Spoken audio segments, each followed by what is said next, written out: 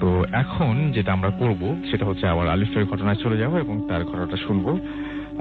এবং আলিফ, শুনি আমরা ঘটনা। চিটাগংয়ের একটি ঘটনা শেয়ার করবো আজকে, যেটি আপনাকে বলছিলাম, প্রথম যেটি ঘটনা বলেছিলাম আর কি, শর্টকাটলি বলেছি সেটা বলছি না। তো প্রথম যেটি ঘটনা সেটি চিটাগংয়ের একটি খুব ইম্পর্টেন্ট, আমি ওটাই শুনতে চাই, ভয়ঙ্কর ঘটনা। ওইটা অ্যাকচুয়ালি চিটাগংয়ের অনেক নাম করা জায়গা, সবাই চিনে ফেলবে দেখে আমি জায়গাটার নাম বলছি না। জায়গাটা মানে যে বাসাটার কথা ঘটনা বলবো সেটা একটু হিলি এরিয়াতে ঘটনাটা ঘটে। তো আমি মারুফ ভাই নামে একজন লোকের কথা বলছি। তো ওনার পুরো ফ্যামিলি ঢাকায় থাকতেন আগে, ওনাদের বিজনেসটা ঢাকা এবং চিটাগং জুড়ে ছিল। তো ঢাকায় ওনার পড়াশোনা শেষ করে যখন চিটাগং ইউনিভার্সিটিতে চান্স পান, ওনাদের গ্রামের বাড়ি যাবার পটিয়াতে। তো ওনারা যখন চিটাগং শহরে চলে যায়, তো ঢাকা থেকে মোটামুটি সবকিছু গুটিয়ে তারা চিটাগং এর শিফট করে, কারণ ওনার বাবা ওনাকে একা চিটাগং ইউনিভার্সিটিতে পড়ার কোনো ধরনের পারমিশন দেন নাই আর কি। তো ওনারা পুরো ফুল ফ্যামিলি ঢাকা থেকে চিটাগং চলে যায়, কারণ তাদের ব্যাকগ্রাউন্ড চিটাগং ছিল আর কি। তো সেই তাদের যে নিজেদের বাড়ি, তারা অনেক আগে বাড়িটি বানায় আর কি। বাড়ি বানানোর পরে আসলে রাসেল ভাই পুরো বাড়িতে চাদর দিয়ে ঢাকা, মানে বোঝা যায় ভিতরে সবকিছু চাদর দিয়ে থেকেছিল, মানে কাউ ভাড়াটি কাউকে ওনারা থাকতে দেন নাই, নিজেদের মতোই বাড়িটা সাজান। তো যে বাড়িটার ঘটনা বলছি সেটা একটা মানে হিলি এরিয়ার মধ্যে। তো ওইটার লাস্ট মাথায় বাসাটা, এবং বাসাটার সামনে একটা গেট লাগানো, এবং গেটের নিচ দিয়ে আবার অনেক বাড়ি ঘর আছে আর কি। তো 2001-2 ঘটনা, বেশি দিন আগের না, 12-14 বছর আগের ঘটনা। তো ওনারা যখন চিটাগং ইউনিভার্সিটিতে ট্রান্সফার পর ওখানে চলে যান, তো উনি সপরিবারে বাসায় থাকতেন। তো ওনার কোনো ভাই বোন ছিল না, তো সময় কাটানোর জন্য কম্পিউটারটাকে বেশি প্রেফার করতো উনি। তো বাসাটা দোতলা, এবং ওনাদের বাসায় কাজের মানুষ ছিল 3 জন। একটা ছেলে ছিল, ওই ছেলের মা আর একটি মেয়ে থাকতো আর কি। ওরা 3 জন এই বাসাতে থাকতো। তো বাসার স্ট্রাকচারটা এরকম, দোতলায় একটা ছোট লিভিং রুম আছে এবং ওনার বাবা মা থাকতো, আর উনি একটা রুমে থাকতেন। আর নিচতলাটা হচ্ছে যে ডাইনিং স্পেস আছে, ওখানে ড্রয়িং রুম আছে, বাইরের লোকজন আসলে ওখানে বসতো, আত্মীয় স্বজন আসলে বসতো এখানে। আর নিচতলা বলে রাখি, নিচতলার যে পুরো ওখানে যে সুইচ টুইচ যেসব লাইটের, ওইটা আবার বাসাটা ডুপ্লেক্স, তো সিঁড়ির পেছনে ছিল। আচ্ছা। তো ঘটনার দিন চলে যাই। ঘটনার দিন রাসেল ভাই উনি আসলে মুভি দেখার অভ্যাস, আসলে ভাই বোন নাই তো সময় কাটায় এরকম ভাবে মুভি দেখে, সে ভিসিআর এর জমানা থেকে। আচ্ছা। তো মুভি দেখছিলেন, তখন রাত 2:30 কি 2:00 বাজে। এমন সময় তার পানি পিপাসা লাগে। তো দোতলা লাইট জ্বালিয়ে, তো আপনি যে বাসায় থাকেন রাসেল ভাই, সেই বাসায় আপনি মোটামুটি সবকিছু অন্ধকারে চলতে পারবেন, মোটামুটি আপনি পারবেন, সবাই পারবে। আমি জানেন, জানে সবাই যে এই জায়গায় এই পজিশনে এইসব জিনিস রাখা আছে। তো দোতলা লাইট জ্বালানো ড্রয়িং রুমে, তো ওই লাইটটা আমার নিচতলা পর্যন্ত যায়, তো সেই জন্য নিচতলা লাইট জ্বালানোর জন্য বদার করে নেই উনি। তো উনি পানি খেতে যান, তো পানি খাওয়ার জন্য ফ্রিজটা খুলেন। তো ফ্রিজটা খোলার পরে একটা গোল জিনিসের পিছনে মানে ভালো করে শুনেন কিন্তু সবাই, চুল আছে। তো চুলটা ধরে উনি কি মনে করে চুলটা ধরে টান দেন, এবং দেখে একটা মাথা, মানে মুখ বোঝা যায় না, এই পাশে উল্টা হয়েছিল। তো উল্টা হয়ে থাকার কারণে প্রিয় লিসেনার, চলে আসলাম আবারও বাছাই করা কিছু ভয়ানক ঘটনা নিয়ে। আপনারা এই ভিডিওর মধ্যে শুনতে পাবেন শুধুমাত্র বাছাই করা ভয়ানক ঘটনা। ভূতের যত ভয়ানক ঘটনা আছে, আর যে রাসেল ভাই, আফনান ভাই, বাবু ভাই, ডক্টর আলী ভাই, এনাদের সহ আরো অনেকেরই যত ভয়ানক ঘটনা আছে, প্রত্যেকটা ঘটনা আমি নিজেই বাছাই করে প্রতিনিয়ত রাত 10টা বাজে পাবলিশ করে থাকি, যাতে করে আপনারা খুব সহজে শুনতে পারেন। প্রিয় লিসেনার, তাই বলবো, এখনো যারা এই চ্যানেলটি সাবস্ক্রাইব করেননি তারা অবশ্যই এই চ্যানেলটি সাবস্ক্রাইব করে নেবেন। যারা অলরেডি চ্যানেলটি সাবস্ক্রাইব করেছেন তাদেরকে জানাই অসংখ্য ধন্যবাদ। তবে কমেন্ট বক্সে অবশ্যই জানিয়ে দেবেন আপনারা কোথায় থেকে এই ঘটনাগুলো শোনেন এবং প্রতিনিয়ত শোনেন কিনা। তাহলে চলুন এই ভিডিওর মধ্যে একটি লাইক দিয়ে আমরা প্রত্যেকটা ঘটনা শেষ পর্যন্ত শুনে আসি। ঘোরার পর দেখে একটা মাথা, এবং ভেতর মানে ওই গলা থেকে রক্ত পড়ছে। উনি ফ্রিজটা খুব সজোরে লাগিয়ে উপরে চলে যান, পরে মাকে ডাক দেন, এবং মা বাবা সবাইকে, মানে কাজের মেয়েতে পর্যন্ত সবাইকে উঠিয়ে ওই ফ্রিজটা আবারও খোলানোর পর ফ্রিজে যে এরকম ছিল সেরকম অবস্থায় আছে, সব কিছুই নেই। আচ্ছা, সবকিছুই নর্মাল। তো রাসেল ভাই সে আপনার, তার মধ্যে কোনো ব্যাড হ্যাবিটস নাই, কিছুই নাই, তার এরকম হ্যালুসিনেশন আসার কোনো চান্স নাই। তবে সে 2টা-3টা পর্যন্ত জাগতো, একদম যে একটু অনেক রাত পর্যন্ত জাগতো সেটাও না, সে মাঝে মধ্যে কিছু মুভি দেখার জন্য 2টা-3টা পর্যন্ত জাগতো। তো সে এরকম অবস্থা। তো বাবা মাকে সে মানে বলে জিনিসটা, আমি এরকম মাথা দেখেছি। বাবা মা কিছু জিনিস সাপোর্ট দেন, আবার কিছু জিনিস সাপোর্ট দেন না। তো সে কি মাকে কনভিন্স করে ফ্রিজটি বেঁচে মানে বিক্রি করে ফেলে। ওকে। যে এই ফ্রিজটা রাখবো না। তো একটা ডিপ ফ্রিজই ছিল বাসায়, প্রায় এক মাস পর্যন্ত রাসেলের কোনো সমস্যা হয় নাই। পানি টানি ডিপ ফ্রিজে রেখে বরফ করে রাখতো, পরে যখন খাওয়ার সময় লাগতো তখন এটাকে অনেক আগে নামিয়ে রাখতো, নর্মাল অবস্থা হওয়ার পর নর্মাল কন্ডিশন আসার পর পানিটা খেত। এবার 1 মাস এই কষ্টটা করার পরে হঠাৎ করে রাসেল ভাই আপনি এরকম আপনার সাথে যদি ঘটতো যে আপনাকে কেউ ডাকতেছে, আপনার মা ডাকতেছে, আপনি নিশ্চয়ই যাবেন। ডেফিনেটলি, অবশ্যই অবশ্যই। যাবেন। প্রথমে তিনি মানে ঠিক 1-1.5 মাস পর বাবা ডাকলো, তো কানের মধ্যে ইয়ারফোন লাগিয়ে সে গান শুনছিল। তখন নতুন নতুন MP3 প্লেয়ার আসে, তো গান শুনতে শুনতে এক পর্যায়ে বলে কি বাবা ডাকতেছে নাকি, হঠাৎ করে দেখলো যে না, চিল্লানোর মানে চিৎকারের সাউন্ডটা মার গলার। তো মা ডাকছে, ঘড়ির দিকে তাকে রাতে 1টা। তো কোনো সমস্যা হলো নাকি, দরজা খুলে সে নিচে গেল, আওয়াজ আসতেছে নিচ থেকে। নিচে দেখে লাইটের সব জ্বালানো, নিচে যেয়ে দেখে মা বলে যে এই তোর জন্য নতুন ফ্রিজ নিয়ে আসছি। মা নিয়ে এসছেন ফ্রিজ? রাতে 1টা। আচ্ছা, যে দেখ না ফ্রিজটা খুলে দেখ, ফ্রিজের অবস্থা কি দেখ একটু। বলে মা তুমি রাত্রে 1টার দিকে আমাকে ফ্রিজ দেখতে যাচ্ছ, কালকে সকালবেলা তো আমি দেখতে পারতাম। বলে দেখ না ফ্রিজটা দেখ। সে ফ্রিজটা খুলতেই হুড়মুড় করে 8-10টা মাথা পড়ে গেল তার ফ্রিজের সামনে। থেকে? হ্যাঁ, তার শরীরের উপরে পড়ে যাওয়ার পর ওই শরীর সহ তিনি অজ্ঞান, আর তার কিছু মনে নাই। তো পরের দিন সকালবেলা তিনি মাকে জিনিসটা বললো, বলে কোথার থেকে ফ্রিজ কই দেখ, ফ্রিজ তো আমি কিনি নাই। আমি তো বাবা চিন্তা করলাম ফ্রিজ কিনবো, মানে প্রশ্নই আসে না। ফ্রিজ কিনি নাই, ফ্রিজ কই পেলি? রাইট। এরপরে অনেক ডাক্তার, অনেক কবিরাজ বলতে কি ওখানকার এক হুজুরকে উনি দেখিয়েছিলেন। হুজুর বলে যে না, এটার সলিউশন আমি দিতে পারবো না, এটা আপনি আমার সাথে একজন বড় হুজুরের কাছে চলেন। ওই হুজুরও ওনাকে সলিউশন দিতে পারেন না, আরেকজনের কাছে যান। তো উনি বলেন যে আপনাদের বাসায় যে কোরআন শরীফটা রাখা আছে, সেই কোরআন শরীফটা অনেকদিন ধরে পড়া হয় না, কষ্ট করে কোরআন শরীফটা একটু রেগুলারলি পড়বেন, ধুল জমে আছে। আপনি কেমন বুঝলাম, যান আপনি দেখেন যে আসলেই কোরআন শরীফটা রাখা ছিল এবং অনেকদিন ধরে কোরআন শরীফটা পড়া হচ্ছিল না।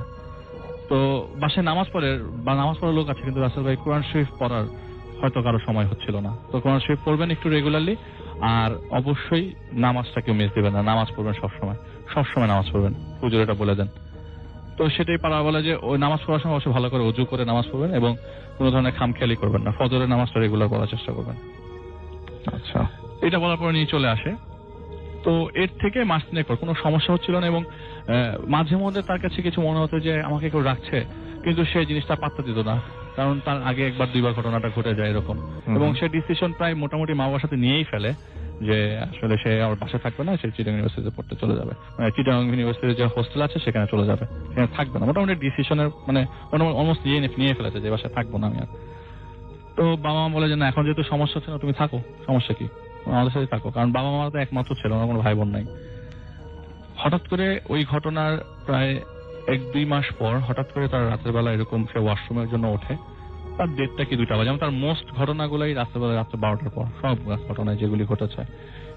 উনি বাথরুমের জন্য উঠে বাথরুমটার দরজা খুলতেই উনি দেখেন যে একটি মাথাটা নাই, আসলে মাথাটা কোথায় উনি জানেন না, পেন্ডুলামের মতো বডিটা ঝুলছে ঠিক বাথরুমটার মাঝখানে, উপরের সিলিং এ মাঝখানে। মাথাটা দেখা যাচ্ছে, মাথা নাই, ওকে, মাথা পেন্ডুলামের মতো, কিন্তু মাথাটা কোথায় লেগে আছে এটাও তো একটা কোশ্চেনের বিষয়।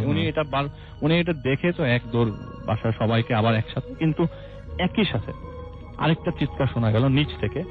রাত 10টায় ওই যে ছেলেটার কথা বলেছিলাম, বুয়ার ছেলেকে, ও কিন্তু সবার সাথে ওই বুয়ার, ওর মা বাচ্চা ছিল তো 9-10 বছর, মার সাথেই ঘুমায়, ওকে খুঁজে পাওয়া যাচ্ছে না। রাত 10টার দিকে মার সাথে ঘুমাইছে, কিন্তু রাত্রেবেলা 1টার পরে খুঁজে পাওয়া যাচ্ছে না। আচ্ছা, দারোয়ানদেরকে ডাকলো, বলে যে না তো এখানে কোনো এরকম কিছু ছেলেটাকে বেরোতে দেখে নাই। তো বলে যে খোঁজাখুঁজি করলো, কারণ বাসায় একটা মেয়ে তো রেসপন্সিবিলিটি, আপনি অবশ্যই জিনিসটাকে নর্মালি নিবেন না। পুলিশকে ডাকলো, পুলিশকে থানায় জিডি করলো এবং আশেপাশে অনেক খোঁজাখুঁজি করলো, ছেলেটাকে পাওয়া গেল না দিন রাতে। তো ওর মার অবস্থা স্বাভাবিক খুবই খারাপ। পরের দিন সকালবেলা ঠিক ফজরের পর, আপনার ফজর হবে মানে আস্তে আস্তে আলো আসছে এমন অবস্থায়, আপনার বাড়ির ঠিক পিছনে যে নারিকেল গাছটা ছিল ওইখানে ঝুলন্ত অবস্থায় ঠিক একইভাবে ওই ছেলেটার লাশটা পাওয়া যায়। তো সেখানে মাথা সহ ছেলেটাকে পাওয়া যায়, মানে গাছের মধ্যে ঝুলছে। এই দেখার পরে যখন ইন্টার কানেক্ট করলো ছেলেটা, আমি রাত্রে আমি কে দেখছি নাকি আমি বুঝতেছিলাম না, মাথা তো দেখা যাচ্ছিল না, ঝুলতেছিল একটা বডি এবং বডির মধ্যে কোনো কাপড় চোপড় ছিল না। ঠিক ওই একইভাবে আপনার নারিকেল গাছের মধ্যে একটা বডি ঝুলছিল। এরপর তো আর কোনো ধরনের বাকি নাই রাসেল ভাই, কোনো ধরনের সংকোচ নেই, বাসা ছাপতেই হবে। এবং ফয়সালের সাথে আবার কিভাবে জানি কানেক্টেড হয়ে গেল, ওর আত্মীয় স্বজন সব ওই এলাকার লোকজন। তো ওনারা বাসাটা ছেড়ে দেন এবং অন্য বাসায় ভাড়া নিয়ে থাকেন। ওটা কিন্তু ওদের নিজেদের জায়গা। এখনো পর্যন্ত রাসেল ভাই বিক্রি করার চেষ্টা করছে, কিন্তু কেউ জায়গাটা হয়তো দমাদামি হচ্ছে, পছন্দ হচ্ছে, লাস্ট মোমেন্টে আর কেউ জায়গাটা নিচ্ছে না, কেউ কিনছে না, লাস্ট মোমেন্ট পর্যন্ত সবাই ব্যাক আউট করছে। তো এখনো পর্যন্ত আনসোল্ড জায়গাটা রাসেল ভাই, ওই বিল্ডিংটা কোনো ধরনের কোনো মানে অগ্রগতি নাই। ওই দুইজন দারোয়ানি থাকে, আর কেউ থাকে না ওই বিল্ডিং এ। এবং দারোয়ানির মধ্যে চেঞ্জ হয়েছে, কিন্তু কোনো ধরনের ভাড়াটিয়া বা কাউকে ভাড়াও দিতে পারছে না, সেলও করতে পারছে না। আর ভাইয়া শেষ করি না এখনো। তো যেটা আপনার কনক্লুশনটা এরকম যে ওই বিল্ডিংটা যখন তৈরি করে, বিল্ডিংটা যখন চারিপাশে বাঁধে তৈরি করার সময়, যেটা হচ্ছে 1998-9 এর দিকে, ওই বিল্ডিংটা তৈরি করার পরে আপনি যখন ওই হুজুরকে আপনার এই ঘটনার পরে তো ওনার বাবা জানতে চাচ্ছে আসলে কেন আমি বাসা থাকতে পারলাম না, কেন এই ঝামেলাগুলো হচ্ছিল। উনি হুজুর বললেন যে ওই বাসাটা যখন বাঁধে মানে বাধাই করে আর কি ইসলামিক ওয়েতে, তো আসরের নামাজের পরে সবাইকে মসজিদ থেকে নিয়ে এসে দোয়া করে জিনিসটাকে মানে মিলাদ করে ফার্স্ট ঢালাইটা দেয় আর কি, এরকম কিছু একটা। তো সবাই উনি বললো যে এইখানে ওই দিন 3600 জিন আটকা পড়ে যায় বাছাই করার সময়, ওনারা রিলিজ হতে পারে 3600 জিন একটা বাসায়, একটা বিল্ডিং এ, ওই জায়গাটা। তো তাদের এইসব হটস্পট মুভমেন্টের কারণে এইসব জিনিসগুলো ওরা প্রায় লক্ষ্য এক্সপেরিয়েন্স করছে, এখনো কেউ থাকতে পারে না। এবং ফয়সালের সাথে ওই জিনিসটা কারণ ওর খালারা ওই এলাকার লোকজন, ওই জায়গাটা ওই বিল্ডিংটা এখন আনসোল্ড। ওকে, এটা ছিল story. Thank you very much. আমরা এখন চলে যাব আমাদের প্রথম অতিথির কাছে এবং তার জীবনে ঘটে যাওয়া সেরা ঘটনাটা আমরা শুনে আসবো তার মুখ থেকেই। আপনার নামটা প্লিজ একটু বলবেন, তারপর বলবেন যে আপনি কোথা থেকে এসেছেন। আসসালামু আলাইকুম লিসনার্স, আমি ফয়সাল, আমি মোহাম্মদপুর এরিয়া থেকে এসেছি। ওকে, সো আপনি আপনার জীবনের যে ঘটনাটা বলবেন, আপনি স্পেসিফিকলি মানে স্পেসিফিক জায়গাটা তো আমরা শুনবো না, কোথায় ঘটেছে সেটা আপনি বলবেন না, আপনি আগেই বলেছেন। সো আমি শুধু জানতে চাচ্ছি যে ঢাকার মধ্যে কিনা। হ্যাঁ, ঢাকার মধ্যে। তো ঢাকার মধ্যে এরকম একটা অদ্ভুত ঘটনা ঘটেছে, আমরা শুনি আস্তে আস্তে, অনেক বড় ঘটনা তো ধীরে ধীরে আমরা শুনতে শুরু করি। ঘটনাটা যদি আমি টাইম ফ্রেমে যদি বলতে হয় তাহলে আমি বলবো প্রায় 20 বছরের ঘটনা। এটা 20 বছর ধরে 20 বছর ধরে ঘটনাটা আজ চলে যাচ্ছে, মানে এখনো থামেনি ঘটনাটা। ওকে, তো ঘটনার শুরুটা হচ্ছে 1996 সালে, যখন আমার আব্বু তার আরো 3 জন বন্ধু মিলে ডিসাইড করে যে ঢাকা শহরের খুব রিনাউন্ড একটা এরিয়া এখন, সেখানে একটা বাসা বানাবে। তো যেই কথা সেই কাজ, তো আব্বু বন্ধুরা মিলে সব ডিসিশন নিয়ে একটা জায়গা পছন্দ করে সেটা কিনলো। তো মজার কথা হচ্ছে যেই জায়গাটা আমার আব্বুরা কিনেছে সেই জায়গাটা হচ্ছে ঢাকার 3টা এরিয়ার একটা কানেক্টিং পয়েন্ট। সো দেখা যেত যে ওই 3 এরিয়ার মানুষরা ওই রাস্তাটা খুব বেশি ইউজ করতো তাদের বাইপাস হিসেবে চলাচল করার জন্য। তো যখন শুনলো যে এখানে বাসা হবে, তারা প্রত্যেকে মোটামুটি একটু ক্ষুব্ধ হলো যে কেন একটা রাস্তা বন্ধ হয়ে যাবে এটা। কিন্তু এটা কিন্তু আসলে একটা রাস্তা নয়, এটা হচ্ছে রাস্তা করে নেওয়া হয়েছিল, মানুষজন ভেঙে রাস্তাটা করে নেওয়া হয়েছিল। তো বলে রাখা ভালো, এখানে অনেক ট্রাইবাল পিপল ছিল, অনেক কি বলবো ঠিক আমি এক্স্যাক্টলি বলতে পারছি না, মানে বলতে চাচ্ছি না যে কারা থাকতো, আর তারা অনেক ভায়োলেন্ট একটা রেস আমি বলবো। আচ্ছা, ঠিক আছে। তো তারাই ওইখানে ভেঙে একটা ছোট মোটো রাস্তা করে নিয়েছিল সবাই যাওয়ার জন্য। তো 1996 সাল যখন বাসার কনস্ট্রাকশন কাজ ফাইনালি শুরু হলো, সবকিছু বাধা এরিয়ে যখন ফাইনালি কাজ শুরু হলো, অনেক কুফরি কালাম করা হয়েছে, অনেক জাদুটনা, অনেক কিছু করা হয়েছে যাতে এই কনস্ট্রাকশনটা থামানো যায়। কিন্তু আলহামদুলিল্লাহ সব আল্লাহর রহমতে সবকিছু উঠতে কনস্ট্রাকশন 1996 সালে এটা শুরু হলো। তো যখন কনস্ট্রাকশন শুরু হলো, কনস্ট্রাকশনের 1-1.5 মাসের মধ্যেই যখন রাজমিস্ত্রি এবং তারা কনস্ট্রাকশনের বাকি মানুষজন যখন মাটি খুঁড়ছে, একটা অনেক বড় একটা পেট্রা পাওয়া যায়। পেট্রার মধ্যে অনেক স্বর্ণালঙ্কার ছিল। তো সেই স্বর্ণালঙ্কার গুলি আমার আব্বু আর খুব একটা বেশি গ্রাহ্য করেনি, সেগুলোই বলেছে যে ঠিক আছে, যেহেতু তোমরাই খুঁজে পেয়েছো তোমরাই এটা ইউজ মানে তোমরা তোমাদের মতো নিয়ে নাও, ভাগাভাগি করে। তো আমার বুক খুব একটা বেশি গ্রাহ্য করেনি। তো পরে এলাকার অন্যান্য মানুষজনের কাছ থেকে খবর নিয়ে মোটামুটি জানা গেল যে এইখানে 2 রকম মতবাদ কাজ করে, বাট এক্স্যাক্টলি এখন পর্যন্ত ট্রেস করা যায়নি। একটা গ্রুপ বলে যে এখানে একটা শ্মশান ঘাট ছিল, কারণ যেহেতু বাক্স পেট্রা পাওয়া গেছে, সাথে অনেক লাশের খুলিও পাওয়া গেছিল। আচ্ছা, অনেক লাশ, মাথা, খুলি, অনেক কিছু পাওয়া গেছিল। তো অনেকে বলে এটা একটা মানে একটা শ্মশান ছিল, এখানে মানুষ পোড়ানো হতো। আবার অনেকে বলে এটা একটা গণকবর ছিল, কারণ যেসব যে জন্য হাড় করে পাওয়া গেছে।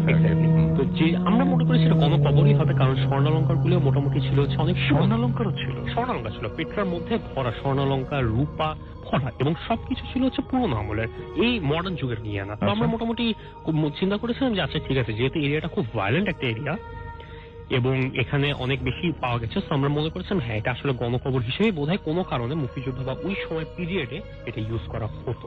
আচ্ছা, তুমি আমার কথা দিয়ে আপনারা হিন্ট পেয়ে যাচ্ছেন আমি কোন ভায়োলেন্ট প্লেসটার কথা বলতে পারছি, মেবি আপনারা অনেকেই গেস করতে পারছেন। যাই হোক, তো কথা প্রসঙ্গে আমরা আগে যাই। তো ফাইনালি সবকিছু হওয়ার পর আমরা ওই এরিয়াতেই থাকতাম। তো এরিয়াতে থাকতে থাকতে আমরা ওই বাসাতে এখন শিফট করিনি। তো আমাদের যে ভাড়াটিয়া ছিল বা মানে বাড়িওয়ালা ছিল, আমরা যাদের আন্ডারে ছিলাম, তো তারা খুব প্রবলেম করা শুরু করলো। তো আমার আব্বু বললো যে ঠিক আছে, যেহেতু একই এরিয়াতেই আছি, বাসাটা যেহেতু কনস্ট্রাকশন শুরু হয়ে গেছে, তো 2 তলায় আমরা থাকবো।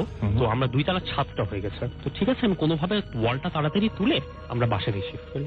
তো ঠিক 2000 সালের 5 এপ্রিল আমাদের বাসায় আমরা শিফট করলাম। তো বলে রাখা ভালো যে বাসাটা এখন একটা সোসাইটি, সেই সোসাইটিতে আমরা 3 নাম্বার পরিবার ছিলাম যারা শিফট করেছে। বিশাল বড় একটা সোসাইটি, কম হলো 80টা বাসার একটা 80টা ফ্ল্যাট মানে বিল্ডিং এর সোসাইটি। সেখানে আমরা মাত্র 3rd ফ্যামিলি যারা আমরা শিফট করেছি। তো প্রথমেই যেহেতু বলেছিলাম যে খুব একটা ভায়োলেন্ট এরিয়া, তো আন্ডার কনস্ট্রাকশন থাকার সময় অনেক কিছু হয়েছিল। এর মধ্যে একটা উল্লেখযোগ্য ঘটনা ছিল 1998 সালে, যেটা পেপারে অনেক বড় করে এসেছিল। সেটা হচ্ছে আমার বাসায় যেই রুমে আমি এখন থাকি, সেই রুমে একজনকে আটকে রাখা হয়েছিল এক্সটর্শনের জন্য, মুক্তিপণের জন্য আদায় করার চেয়েছিল, বাট মুক্তিপণ আদায় না করতে পারে ভোরবেলা ফজরের নামাজের পর তাকে জবাই করা হয় ঠিক আমার রুমের ব্যালকনির পিছন দিকে, ইমিডিয়েট পিছন দিকে ঘেঁষে তাকে জবাই করা হয়। তার মাথাটা আমার ঠিক ব্যালকনির পিছনেই রেখে দেওয়া হয় এবং তার বডির 12টা টুকরা খুব একটা ওই এরিয়াতে খুব নাম করা একটা স্কুল আছে, স্কুলের সামনে বডির 12টা টুকরা রাখা হয় এবং এইটা পেপারে অনেক বড় করে একটা হেডলাইন আসে। এই কারণে আমার রুমটা আন্ডার কনস্ট্রাকশন মানে বাসা যখন তৈরি হয়ে যায় ফাইনালি, আমাদের ফ্ল্যাট জাস্ট আমাদের ফ্ল্যাটটা যখন তৈরি হয়ে যায়, তো আমার রুমটা সবসময় বন্ধ রাখা হতো। কারণ এই ঘটনার পর থেকে ওইখানে ছোটখাটো ঘটনা শুরু হলো। আচ্ছা, মানুষজন আওয়াজ শুনতো, মানুষজন চিল্লার আওয়াজ শুনতো, ধস্তাধস্তির আওয়াজ শুনতে পেত রাত 2টা-3টার পর থেকে। কখনো রাতে 12টা-1টা এরকম সময় না, সবসময় রাত 2টার পরে ঘটনাগুলি ঘটতো এবং ঠিক ফজর পর্যন্ত এই চিল্লি ধস্তাধস্তির আওয়াজগুলি হতো, খ্যাচ খ্যাচ খচখচ আওয়াজগুলি হতো। ঠিক ফজরের আজান হতো, সব বন্ধ, সব সাথে সাথে বন্ধ হয়ে জন্য। তো আব্বু সবকিছু জানার সত্ত্বেও সাথে সাথে যখন আমরা যেদিন 2000 সালের 5 এপ্রিল যখন বাসায় উঠি, বাসায় ওঠার সাথে সাথে আগে মিলাদ দিল আব্বু, ঘর বাঁধাই করার জন্য, মিলাদ দেওয়ার জন্য যা যা করার, কোরআন খতম সবকিছু আমার আব্বু করলো। করার পর আমরা ফাইনালি বাসায় উঠলাম আলহামদুলিল্লাহ। ওঠার পর যেহেতু ওই রুমে একটা প্রবলেম ছিল, যেহেতু আমার রুমে যেহেতু ঘটনাটা ঘটা, রুমের ইমিডিয়েট পিছনে অ্যাডজেসেন্ট বারান্দায়, আমার রুমটা সবসময় বন্ধ রাখা হতো। ভালো কথা। এরপর আমাদের ফ্লোরটা যেহেতু হয়েছে, তো আমার আব্বুর ইমিডিয়েট পাশেই যে ফ্লোরটা, সেটা ছিল আমার আব্বুর এক ফ্রেন্ডের। তো আমার আব্বুর ফ্রেন্ড বলে আচ্ছা ঠিক আছে, যেহেতু আপনি করে ফেলেছেন আপনার ফ্লোরটা, আমিও আমারটা করি। তো ফার্স্ট ইউনিটটা হয়ে গেছে, সেকেন্ড ইউনিটটা করা শুরু হলো এবং উইদিন আ ইয়ার কমপ্লিট করে ফেললো আমার আব্বুর বন্ধু, কোনো ঝামেলা ছাড়া আলহামদুলিল্লাহ সুন্দর মতো হয়ে গেল। কিন্তু উপরে কিন্তু 3 তলার ছাদও এখনো হয়নি, জাস্ট 2 তলার ছাদ দিয়ে আমরা থেমে আছে। তো ফ্ল্যাট দেওয়ার পর প্রতিবেশীদেরকে আনাগোনা করা হলো, প্রতিবেশী আসলো, 2001 সালে প্রতিবেশী আসলো। তো এই প্রতিবেশী হচ্ছে আমাদের এরিয়া বলতে গেলে হচ্ছে, যেহেতু আমরা একদম বললাম না আইসোলেটেড একটা এরিয়াতে ছিলাম, মাত্র 3 নাম্বার পরিবার, আনাগোনা বলতে কারো ছিল না আমাদের। দেখা যেত আমরাও একটু এর দূরে বলে আমাদের আত্মীয় স্বজনরা সহজে এদিকে আসতে চাইতো না সহজে। তো যেহেতু প্রতিবেশী একটাই মানুষ, তো দেখা গেল যে খুব আত্মীয়তা বেড়ে গেল, খুব বেশি যাতায়াত হলো, তো সবকিছু সুন্দর মতো যাচ্ছে। মিনওয়াইল 2001 সালের লাস্টের দিকে যখন তারা আসে, 2002 সাল গেল ঠিক মতো 2003 সালের দিক থেকে হঠাৎ করে বাসায় মানে একটা অস্বস্তিকর একটা পরিবেশ ক্রিয়েট হলো। মানে আমি বুঝাতে যাচ্ছি যে মানে বাসায় কোনো স্টেবিলিটি নাই।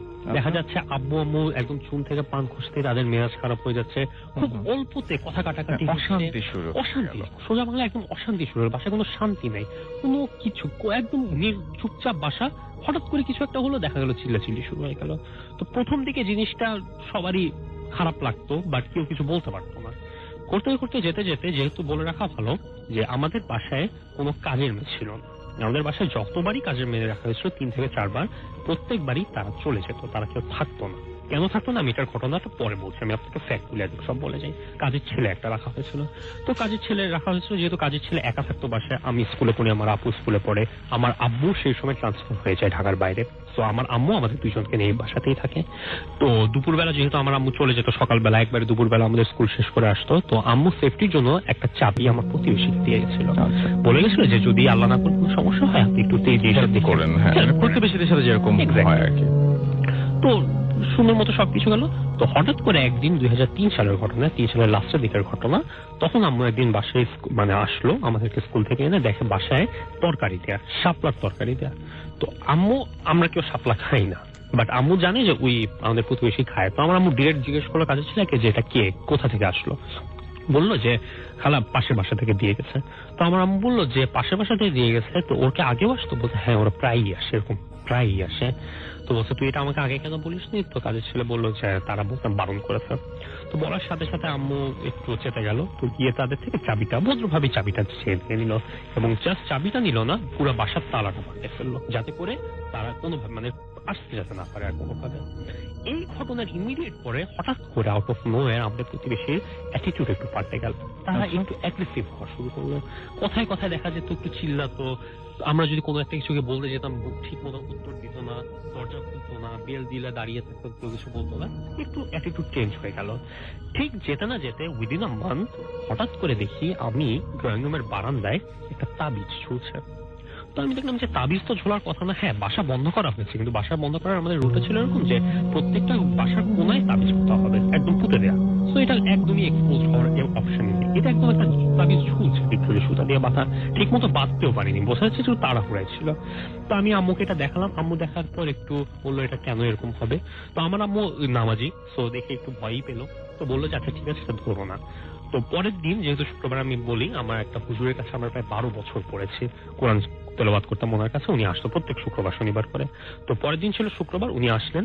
আচ্ছা, আসার পর উনি সব দেখার পর বললেন যে, তবু আমার আম্মুকে ডিরেক্ট বলে যে ভাবি আপনি এটা ধরেন না, কারণ এটা এক্স্যাক্টলি কি এটা বলা যায় না। তো আপনি কি একটা কাজ করেন, আগামীকালকে শনিবার দিন আপনি জিনিসটা আপনার মানে আপনার হাজবেন্ডকে বলেন যে উনি যাতে নামাজ পড়ে, যেটা একটা টিস্যু আর কাপড় এনিথিং, বাট ডিরেক্ট টাচ করবেন না, ধরে খুলে একটা বড় একটা দস্তরখানা আছে ঢাকার এরিয়াতে, কোন এলাকা আমি নাম না বলি, সেখানে আপনি নিয়ে আসেন। সেখানে বড় একটা হুজুর আছে, উনি দেখলে ডিটেলস বলতে পারবে।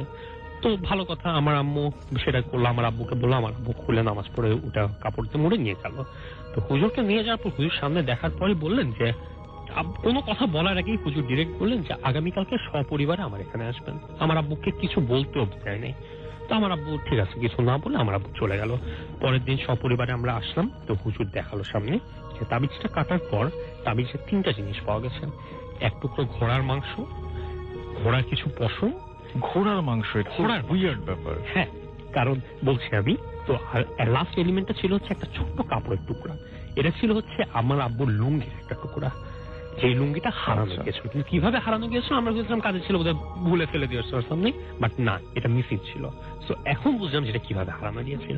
তখন হুজুর এক্সপ্লেন করলো যে আপনাদের উপর জাদুটোনা করা হচ্ছে, কুফরি জাদুটোনা করা হচ্ছে, এবং সেটার কারণে সেটার এলিমেন্ট হিসেবেই ঘোড়ার মাংস চুজ করা হয়েছে। এটা খুব অদ্ভুত। হ্যাঁ, কারণ এটা খুব স্ট্রং একটা জাদু, এটা কোনো রেগুলার না। কারণ রেগুলার জাদু করা হয় মোস্ট অফ দ্য টাইম দেখা যেত ইদার মুরগি ছোটখাটো জিনিস, মানে বা অন্য কোনো কিছু। হ্যাঁ, বাট ঘোড়া এটা একদম আনএভেলেবল একটা স্টাফ, খুব বড় রকমের শুনলাম আসলে। হ্যাঁ, খুব বড় রকমের কিছু করতে গেলে এই জিনিসটা করা হয়। তো আমার আব্বুকে বলে দিল। তো যখন আমরা সপরিবারে গেলাম, সবার সামনে করলো, তো আমার আব্বু একটা ছোট্ট একটা সুতা, লম্বা একটা সুতা, প্রত্যেকের আমাদের হাইটে করে কাটা হলো। প্রত্যেকে ডিফারেন্ট হাইটে কাটা হলো। আমার আম্মু, আব্বু, আপু 4 জনের হাইটে কাটা হলো। কেটে আমার হুজুর কি করলেন, সুতাগুলি তার হাতের 4টা আঙুলে পেঁচিয়ে দোয়া পড়ে ফু দিলেন। দেওয়ার পর আবার সুতাগুলি মাপলেন। সেকেন্ড টাইম মাপছেন। সেকেন্ড টাইম মাপার টাইমে দেখলো যে আমার আর আমার আপুর সুতার ডিফারেন্স খুব একটা বেশি না, হাইয়েস্ট 1/2 থেকে 1 ইঞ্চির মতো ছোট হয়েছে। আমার আম্মুর মোটামুটি 4 থেকে 5 ইঞ্চি ছোট হয়েছে, কিন্তু আমার আব্বুর আইরনিক্যালি অলমোস্ট হাফ হয়েছে। সুতা তার বডির হাইটে হাফ হয়ে গেছে। তখন আমার হুজুর এক্সপ্লেন করলেন যে টার্গেট করা হয়েছে আপনার আব্বুকে, আপনার বাবাকে তার টার্গেট করা হয়েছে, তার উপর মেইন জাদু করা হচ্ছে, এজন্যই তারই একটা কাপড়ের অংশ ব্যবহার করা হয়েছে, এবং তাকে টার্গেট করে পুরো পরিবারকে ভাঙার চেষ্টা করা হচ্ছে। তো বিরাট প্ল্যান। তো আমরা তো মোটামুটি বললাম যে এটা অনেক বড় একটা মাস্টার প্ল্যান, যেটা অনেক টাইম নিয়ে তারা করেছে। তো এটা করার পর যেহেতু যে আমার আব্বুর ফ্রেন্ডের সাথে আব্বু কথা বলে, যেহেতু তার ভাড়াটিয়া আমাদের প্রতিবেশী, তাকে সব ডিটেলস বললো। তো আমার আব্বু ফ্রেন্ডরা মিলে তো বললো যে ঠিক আছে, কিন্তু এখনো কোনো একদম সলিড প্রুফ নাই যে তোমাদের নেইবারই এটা করছে। আমরা বুঝতে পারছি, কারণ আমাদের হুজুর হিন্ট দিয়ে দিয়েছিল যে খুবই কাছের মানুষ, ওইখানে আমাদের কোনো আত্মীয় স্বজন থাকে না, কাছের মানুষ বলতে শুধুমাত্র তারাই আমাদের বাসায় রেগুলার যাতায়াত করে, আর কেউ রেগুলার যাতায়াত করে না। তো আমাদের মাথায় ক্লিক করতে এটা একদমই সময় লাগেনি, যেটা তারাই করছে। এবং মিন ওয়াইল বলে রাখা বলে আত্মীয়তার মাধ্যমে অনেক কিছু আসে না, ভেতরের খবর আস্তে আস্তে করে বের হয়ে আসে। এই সুবাদে আমরা কিছু কিছু জেনেছিলাম যে তারা এরকম কুফরি কালামের মধ্যে তারা দেখেছে। তারা ইভেন আমাদেরকে বলেও দিয়েছে দুই একটা মেথড, যে আপনি চাইলে কোরআনের সূরা কিভাবে কি করলে সেটা দিয়ে আপনি জাদুটনা করতে পারেন, সেটা আমাদেরকে বলেও স্যার। তারা নিজেরা ভয়ঙ্কর মানুষ। হ্যাঁ, তার ভয়ঙ্কর মানুষ। তো সবকিছু হওয়ার পর যখন সময়ের সাথে সব যাচ্ছে, তো উইদিন 6 মান্থস কিছু সমস্যা হওয়ার কারণে তারা আমাদের বাসাটা ছাড়তে ফাইনাল আলহামদুলিল্লাহ তারা ছেড়ে চলে যায়। কিন্তু ঘটনা এখানে শেষ না, এটা গেল আরেকটা ঘটনা। 2005-6 সালের ঘটনায় আসি। 2006 সালে আমাদের বাসায় তখন ধীরে ধীরে সোসাইটিটা ডেভেলপ হওয়া শুরু করেছে। তো ইমিডিয়েট আমার বাসার সামনে একটা বাসা হয়, সেটা আমাদের বাসার সোসাইটির একটা রুলস হচ্ছে 6 তালার উপরে কোনো বাসা উঠতে পারবে না। আচ্ছা। ওই বাসাটা এক্সেপশন হয়, সেই বাসাটা হয় 9 তালা। তো ঠিক আছে, 9 তালা হয়, আমরা কেউ কেউ বলি না, কিছু বলার এখানে থাকেও না, তারা করেছে এটা তারাই করেছে, তারা রুলস ব্রেক করেছে। তো সেই বাসার 6 তালায় একটা মেয়ে, সে ইউনিভার্সিটি পড়ে হবে তখন, সে প্রায় বারান্দায় হাঁটাহাঁটি করতো। আচ্ছা। তো সে সবসময় শাড়ি পরেই হাঁটাহাঁটি করতো, এবং কোথাও যখন যেত, ইভেন ভার্সিটিতেও যখন আমরা খেয়াল করতাম, শাড়ি পরেই সবসময় যেত। তো সেখান থেকে একদিন হঠাৎ করে 2006 সালে আউট অফ নোহোয়্যার রাত 2টার দিকে খুব সজোরে একটা চিৎকার দিয়ে দেখি ঠিক আমাদের বাসার সামনে সে সুইসাইড করেছে, তার বাসার ছাদ থেকে লাফ দিয়ে, ঠিক আমাদের বাসার সামনে সুইসাইড করেছে। 2006 সালের এটা ঘটনা। এই 2006 সালে এই ঘটনা যাওয়ার পরে মিন ওয়াই, এখন সবগুলো আমি আপনাকে কানেক্ট করি। যেই গলা কাটাটা 2002 সালের ঘটনা, গলা কাটা লাশটা, যেই গলা কাটা বডিটা একটা স্কুলের সামনে এবং লাশটা আমার বাসার পিছনে, সেই শ্যাডোটা, গলা কাটা একটা শ্যাডো আমার বারান্দায় আজও এক্সিস্ট করছে। এখনো 20 বছর হয়ে যাচ্ছে, আজও সেটা এক্সিস্ট করছে। আমার রুমের পর্দাটা খুব পাতলা, কারণ আমার রুমে যাতে আলো বাতাস পর্যাপ্ত পরিমাণে আসে, তো আবু 3 দিকে জানলা করেছে, একদিকে ওয়াল, 3 দিকে জানলা। যেই জানলাটা আমার বারান্দার সাথে কানেক্টেড, সেই জানলার পর্দাটা এতটাই পাতলা যে অপর প্রান্তে কেউ কিছু আসে কিনা মোটামুটি সোসাইটির দূর থেকে বোঝা যায় যে কেউ আছে কি নাই। কোনো গাড়ি ঢুকলে বোঝা যাচ্ছে যে একটা গাড়ি আসছে।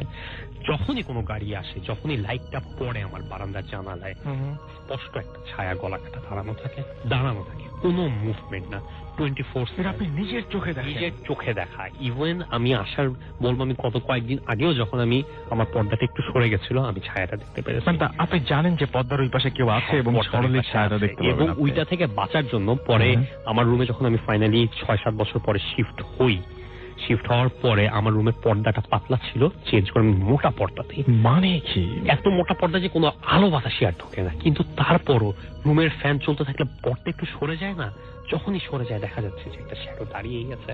বারান্দা খুলি, কেউ নাই, বারান্দাটা লাগাই, রুমে এসে কেবল বিছানাটায় বসি, শ্যাডোটার সাথে চলে আসে, টাচও যায় না। Number 1 shadow. সেকেন্ড শ্যাডো, আমার বারান্দার যেই রাস্তাটা, অ্যাডজাসেন্ট রাস্তাটার মাথায় বাসাটা আমাদের করা, ঠিক যেই কোনায়, সেইখানে একটা মোটা ছায়া, অনেক অস্বাভাবিক বড় একটা ছায়া। এটা কোনো মানুষের ছায়া হতে পারে না। যেমন স্বাস্থ্য মোটা, তেমন উঁচু একটা কোনায় দাঁড়িয়ে থাকে। কাজের ছেলেটা প্রথম দিকে খুব ভয় পেত, কিন্তু আমাদের কাউকে কিছু বলেন। একদিন সাহস করে আমাদেরকে বলে যে খালা, আমি এরকম একটা জিনিস দেখি। আমরা তো সেটা জানি, কারণ যেহেতু আমাদের বাসায় কোনো কাজের মেয়ে ছিল না, থাকতে পারতো না, তারা তো বলে গেছে, তো আমরা তো মোটামুটি সেটা বুঝতাম। কিন্তু কাজের ছেলে সাহস করে অনেকদিন পরে বলবো। আমরা মোটামুটি শক্তি ছিলাম যে কাজের ছেলে কিছু দেখছে না, দেখার তো কথা, ও সবাই দেখছে, ও কেন দেখছে না? ও দেখছিল, বাট ও কিছু বলে নাই। ও এসে পরে বলেছে খালা, আমি দেখি, কিন্তু একটা মজার কথা, ছায়াটা না ছায়ার মতো থাকে, দাঁড়িয়ে থাকে। এই যে কেউ আসে না, বারান্দার লাইনও ক্রস করে না, বারান্দার ওই পারেও যায় না, ঠিক বারান্দার ওই কোনাটায় দাঁড়িয়ে থাকে। আমি যখনই কাছাকাছি যাই, ড্রয়িং রুমের অনেক বড় ড্রয়িং রুম, অর্ধেক ক্রস করার পরও তারা থাকে, বাট অর্ধেক ক্রস করে যখন আমি সামনে চলে যাই, ছায়াটা ভ্যানিশ হয়ে যায়, থাকে না। কিন্তু আমি যখন এসে শুই, দেখছি নাই, কিছুক্ষণ পর হঠাৎ করে কোথা থেকে যাচ্ছি, ছায়াটা আবার চলে আসে। এবং ঠিক সবগুলো ঘটনা ঘটে রাত 2টার পর থেকে ফজর পর্যন্ত। এই সময়টায় যা ঘটার ঘটনা ঘটে, এরপর কিচ্ছু হয় না, নাথিং, সবকিছু নর্মাল। ফজর আজানটা দেওয়ার সাথে সাথে সবকিছু ক্লিয়ার। আমি বিড়াল পুষি, গত 6-7 বছর ধরে আমি বিড়াল পুষি। তো এখানে বলে রাখা একটা কথা ভালো ভাইয়া, যে আমার বাসায় হুটহাট করে জিনিসপাতি পড়ার খুব আওয়াজ হয়। তো প্রথম দিকে আমার মনে হয়েছিল বিড়াল পোষার পর থেকে যে এরা হতে পারে বিড়ালের কাজ, কিন্তু আমার আম্মু বা আমার আপু বা আমি যেই হই না কেন সবসময় রাতে বিড়ালদেরকে বের করে দিই, বাসায় রাখি না। কারণ দেখা যায় যে বাসায় থাকলে মানে টয়লেট করে কোনো না কোনো একটা মেস করে রাখে, তো আমরা সবসময় রাতে বের করে দিই। কিন্তু ঠিকই বের করে দেওয়ার পর কিচেনের দরজাটা লাগিয়ে দিই, তারপর কিচেনের ভিতরে দেখা যায় ময়লার বালতি একদম ছড়ানো ছিটানো, 2 নাম্বার 3 নাম্বার শেলফের যে বয়াম থাকে মশলা পাতি লবণ সব মাটিতে পড়ে থাকে। এটা রেগুলার ঘটনা, একদম রেগুলার ঘটনা, এর কোনো এক্সপ্লেনেশন নেই। আমরা জানি, কিন্তু আমরা বললাম না প্রায় 20 বছর ধরে আমরা এই বাসায়, আমরা আছি 16 বছর ধরে এই বাসায়, 16 বছর হয়ে গেছে, 16.5 বছর। এই এতদিন থাকতে থাকতে আমাদের এমন একটা অভ্যাস হয়ে গেছে যে এখন আর জিনিসটা আমাদের কাছে লাগে না, গায়ে হয়ে গেছে, হ্যাঁ গায়ে হয়ে গেছে। কিন্তু মজার কথা আমাদের বাসায় কোনো আত্মীয় স্বজন থাকে না, মানে তারাও এই জিনিসটা এক্সপেরিয়েন্স করতে পারে। সবাই এক্সপেরিয়েন্স করেছে, কেউ রাতে স্টে করতে থাকে না। যারাই আসে আসবো, মাগরিব এসা পর্যন্ত থাকবো, এসা পর আমরা চলে যাবো। আমাদের যে সোসাইটিটা, আমরা সোসাইটি হচ্ছে একদম সবার কর্নারের বাসা। রাস্তাটা মোটামুটি 200 মিটার রাস্তা হবে, অনেক বড় একটা রাস্তা। তো রাস্তার একটা মজার বিষয় হচ্ছে, ঠিক যখন রাত 2টা থেকে 2:30টার পরে আপনি গাড়ি নিয়ে যদি বের হন, গাড়িতে যারা থাকবে বলে রাখা হলো যদি গাড়িতে কেউ যদি থাকে, তারা যখন সোসাইটির গেটটা পার হবে 10 থেকে 15টা কুকুর ঘেউ ঘেউ করতে করতে পুরো গাড়িটাকে ঘেরাও করে রাখবে। গাড়ি যাবে, গাড়ির সাথে কুকুরও যাবে। ঠিক আপনি গেটটা পার হবেন, কুকুরগুলি স্টপ, ওই গেটের বাইরে কেউ যাবে না। কিন্তু আপনি দেখছেন, গার্ডকে জিজ্ঞেস করেন কই কিসের কুকুর, আমরা তো এখানে গেট লাগিয়ে রেখেছি, এই গেট দিয়ে তো কোনো কুকুর কি কোনো ইঁদুরও তো ঢুকতে পারবে না, কেমনি কুকুর আসবে? কেউ বলতে পারে না এটার এক্সপ্লেনেশন কি। এবং এটা শুধু আমরা না, এটা সোসাইটির অনেকেই এক্সপিরিয়েন্স করে, বাট কেউ বলতে চায় না সহজে।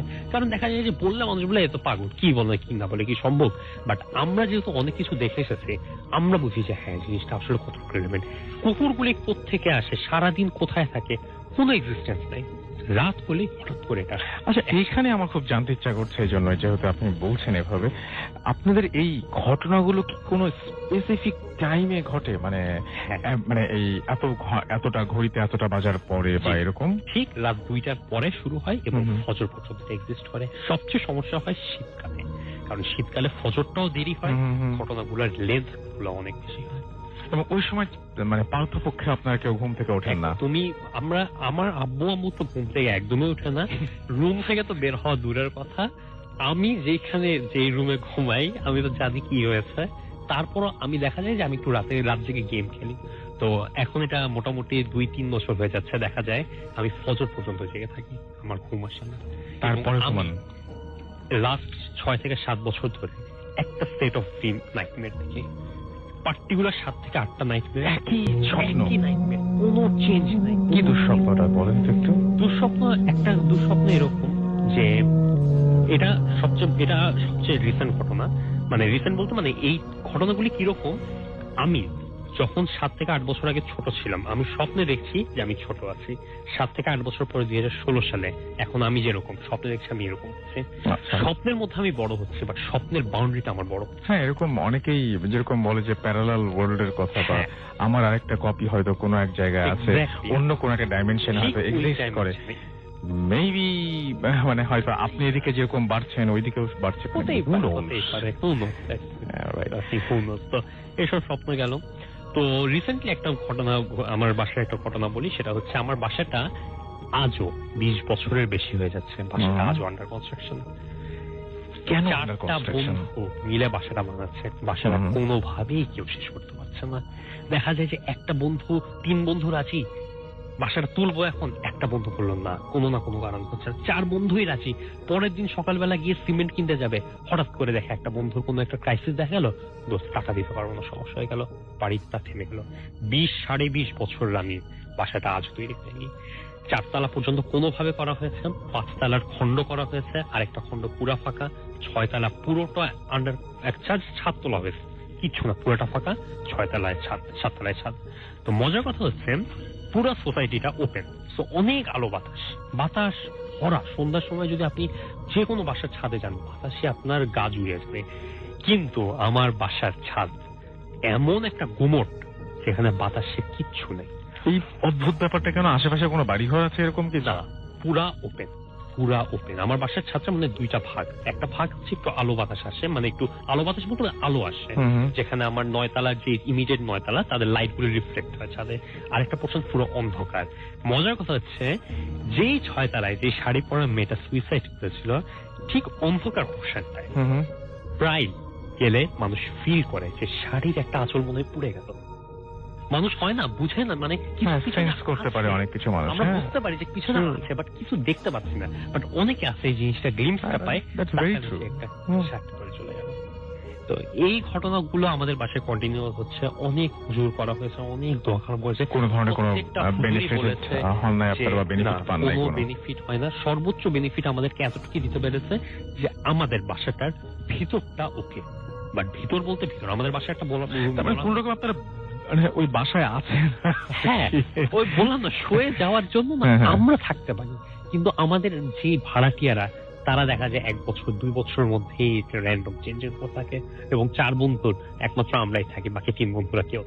Alright, thank you very much. আমাদের সঙ্গে আমাদের দ্বিতীয় অতিথি আছেন, এবং তিনি অনেক মানে অনেকবার এসেছেন, মাঝখানে অনেকদিন আসেননি, আজকে মনে হয় অনেকদিন পরে আসলেন। সো আমরা একটু কথা বলি তার সাথে। আপনার নামটা প্লিজ আরেকটু বলবেন, এবং আমরা তারপরে কথা বলবো আপনার সাথে। জি জি, থ্যাংক ইউ রাসেল ভাই। রাসেল ভাই, আসলে অনেকদিন পরেই আসলাম, যদিও ভূতের ফ্যামিলির সাথেই থাকা হয়, সবসময় শোনা হয়। তো বেসিক্যালি আমি সরাসরি স্টোরিতে চলে যাচ্ছি। আমি স্টোরিটা অ্যাকচুয়ালি কালেক্ট করেছি, এটা আমার পার্সোনাল না, এটা আমাকে খাগড়াছড়ি এক ফ্রেন্ড, আমাকে চাকমা এক ফ্রেন্ড আমাকে স্টোরিটা শেয়ার করেছে, যেটা হয়েছে চিটাগাংয়ে একটা হালি শহরের 16 শহর নামে একটা জায়গায়। বাট আমি একদম ডিটেলে যাব না কোথায় যাচ্ছে, কোথায় স্টোরিটা মানে কোথায় ঘটনাটা ঘটেছিল বা কোথায় ছিল, বাট যেহেতু সেখানে একটা কমার্শিয়াল প্লেস বা কিছু একটা হচ্ছে আর কি, রিসোর্ট টাইপের কিছু হচ্ছে। এনিওয়ে, তো ঘটনাটি প্রায় 8 থেকে 10 বছর আগে ঘটনা, যেটা কিছু চাকমা ছেলে তারা কিছু পড়াশোনা পারপাসে একটা মেস বা ওইরকম বাসা খুঁজছিল আর কি, যে তারা থাকবে। তো ওইভাবে আসলে এখন যেরকম চিটাগাং দেখা যাচ্ছে বেশ ভালো থাকার ব্যবস্থা আছে, হয়তো ওরকম ভাবে ছিল না। তো ওরা ওদের সামনে পরীক্ষাও ছিল বা ক্লাসের একটা চাপও ছিল, তো তারা যেভাবে হোক একটা বাড়ি চাচ্ছিল বা বাসা চাচ্ছিল যেখানে তারা সবাই মিলে একসাথে থাকতে পারে। তো 16 শহরে কোথাও একটা জায়গায় ওরা একটা বাসার সন্ধান পায়, যেটা হচ্ছে ছোট টিলার উপরে একটা বাসা। আচ্ছা, মানে যেটা হয় কি, পাহাড়ি এলাকায় যেমন দেখা যাচ্ছে কিছু গ্রাম নেই, বা একটা পাহাড়ের পরে কিছু গ্রাম, কিছু বাড়ি ঘর আছে সেরকম। তো ওটা তারা খবর পেয়ে তাদের গ্রুপটা যায় সেখানে, তার ভাড়া নিতে যায়। তো ওই বাড়িতে আগে থেকেও কেউ থাকতো না বেসিক্যালি, কারণ সবাই জানতো তো ভুতুরে বাড়ি বা মানে আছর করা বাড়ি, কেউ থাকতো না। তো ওরা সেই কেয়ারটেকারের সাথে কথা বলে যে আমরা বাড়িটা নিতে চাচ্ছি, আমরা পড়াশোনা করবো, আমরা স্টুডেন্ট সবাই। তো কেয়ারটেকার আসলে জিনিসটাকে খুব হ্যাপি ভাবে নেয়নি যে আপনারা থাকবেন বা এসে, শুধু একটা কথাই বলেছিল যে আপনারা তো 5-6 জন থাকবেন, সমস্যা হবে না, থাকেন, দেখা যাক বাকিটা। তো তারা মোটামুটি মাসের প্রথম দিকে কোনো এক দিনে তারা উঠে গেল, সেই বাড়িতে সবাই মিলে উঠলো। ওঠার পরে রুম ছিল 3-4টা রুম ছিল। আমি একটু বর্ণনা দিয়ে দিচ্ছি যে বাসাটা এরকম ছিল যে 3-4টার মতো ছোট ছোট রুমের মতো ছিল, পেছনে একটা বারান্দাটা ছিল আপনার অনেকটা খাদের উপরে আর কি, যেটা হয় যে গাছে গুড়ি বা বাঁশ দিয়ে তৈরি, এই টাইপের আর কি। আর টয়লেটটা ছিল একটু সামনে, একটু পাশে, সামনে ছিল, এটা ছিল না। তো তারা যথারীতি এসে যে যার মতো ঘর গোছালো, বই খাতাগুলো গোছালো, জামা কাপড়গুলো গোছালো, সে যার মতো গুছিয়ে টুছিয়ে হয়তো মোটামুটি দুপুর গড়িয়ে যাচ্ছিল আর কি। তো যেহেতু রান্না বান্নার ব্যবস্থা করা হয়নি সেভাবে, তো তারা সবাই প্ল্যান করলো ঠিক আছে বাইরে থেকে খেয়ে আসি। তো সেইভাবে তারা আস্তে আস্তে গুজগাছ করে, তো ওদের মধ্যে অসীম চাকমা নামে একটা ছেলে ছিল, সে মোটামুটি সবসময় খুব ফানি, সবসময় ফান করতে পছন্দ করে বা দুষ্টুমি করতে পছন্দ করে। তো তাকে বললো যে তুই রুম টুম তালা দিয়ে আয়, আমরা নিচে নামছি। একটু নিচে নামতে হয়, সিঁড়ি দিয়ে, একটু ছোট ছোট সিঁড়ি, মাটির সিঁড়ি মতো আছে, ওগুলো নিচে নামতে হয়। তো তারা নিচে নামো, নিচে গিয়ে 10 থেকে 15 মিনিট লাগে যেতে। সামনে একটা ছোট বাজারের মতো, এখানে হোটেল আছে। তো তারা সেখানে গেল, হোটেলে গিয়ে খাওয়া দাওয়া করতে করতে হয় না যে ম্যানেজারের সাথে ইন্টিমেসি হয় যে কোথায় আসছেন, নতুন দেখলাম আপনারা কোথায় আসছেন। তো তারা বললো যে আমরা সামনে যে টিলা আছে ওই টিলাতে একটা বাড়ি আছে, ওই বাড়িতে ভাড়া আসছি, আজকেই প্রথম উঠলাম, আমরা সবাই স্টুডেন্ট। তো ম্যানেজার বলল যে আপনারা বাড়ি খুঁজে পান নাই, এই বাড়িতে উঠলেন? তো একজন জিজ্ঞেস করলো কি কেন, কোনো প্রবলেম, চোর ডাকাতে কোনো ভয়? বললো যে চোর ডাকাত হলে তো ভাই ধরা যায়, কিন্তু অনেক কিছু আছে সেগুলো ধরা যায় না। এনিওয়ে সমস্যা হবে না, থাকেন, 4-5 জন আছেন, কিচ্ছু হবে না। তো একটা কথা দেখা যাচ্ছে, কেয়ারটেকার বললো 4-5 জন আছেন, কিচ্ছু হবে না। উনিও বললেন উনি সেম কথা বলছেন, বললেন যে কিচ্ছু হবে না। তো খাওয়া দাওয়া শেষে তারা পৌঁছলো তাদের বাড়িতে। পৌঁছে গিয়ে দেখে তারা যেভাবে ঘরটা গোছানো ছিল, বই খাতা বা কাপড় চোপড় জিনিসপত্র যেভাবে ছিল আর কি গোছানো ছিল, ঠিক উল্টো ভাবে যা একদম নোংরা অবস্থায়, অগোছালো অবস্থায়, বই ছেঁড়ার মানে বই কেউ ছুঁড়ে ফেলে দিলে যেরকম হয়, বা তাদের হাড়ি পাতিল নিচে ব্যাগ ট্যাগ অগোছালো, মনে হয় কিছু একটা হয়েছে, বাট কোনো মিসিং নাই, কোনো কিছু নাই যে কোনো কিছু চুরি হয়েছে, তা না। তো সবাই দোষ দিল যে নিশ্চয়ই অসীম চাকমার কথা, যে তুই নিশ্চয়ই কাজটা করেছিস, কারণ তুই এই কাজটা তুই ছাড়া কেউ করবে না। সে যতই বলে যে না ভাই আমি করি নাই, কিচ্ছু করি না, আমি জাস্ট তালা দিয়ে এসছি। তো যাই হোক, দোষটা তার ঘাড়েই পড়লো, তো সেও কিছু এটা দিয়ে করলো না। তো সারাটা দিন তারা যখন গোছগাছ করছিল বা মোটামুটি খুব টায়ার্ড ছিল, যেহেতু তারা মোটামুটি দুপুরে খাওয়া দাওয়া শেষ, তো ওইভাবে আর কাজ টাজ না করে ঘুমিয়ে গেল, সবাই ঘুমিয়ে গেল। তো ওই ছেলে, যে চাকমা ছেলেটা, অসীম চাকমা, সেই মোটামুটি সজাগ ছিল, ওর একটা অ্যাসাইনমেন্ট জমা দিতে হবে, মোটামুটি কাজ নিয়ে ব্যস্ত ছিল। সে একটা কোনায় একটা ঘরে এসে তার স্টাডি করতে বসে গেল। তো সন্ধ্যা হই মোটামুটি ওইরকম একটা টাইমে, তো সে স্পষ্ট শুনতে পেল যে তার পাশে যে বারান্দাটা পেছনের বারান্দার ব্যাকগ্রাউন্ডটা একটু বলে, বারান্দার পেছনে আবার একটা বেশ জঙ্গলা টাইপের, প্লাস ছোট ছোট টিলার কয়েকটা আছে, বেশ ভালো একটা জঙ্গল, বড় ধরনের একটা জঙ্গল টাইপের। ওইখানে দেখলো যে একটা দৌড়ের একটা মানে কিছুটা দৌড়ে যাচ্ছে মনে হচ্ছে, বাট ছোট বাচ্চারা দৌড়ে গেলে যেরকম মনে হয় সেরকম একটা দৌড়ে যাচ্ছে, এরকম কিছু একটা। তো সে দরজাটা খুলে বলল কে, তাকিয়ে দেখে যে কেউ নাই, কিচ্ছু নাই। তো দরজাটা মোটামুটি আওয়াজও ছিল, মানে একটু বেরোনো ছিল। তো ভেতরে এসে সে আবার তার স্টাডি করতে বসলো।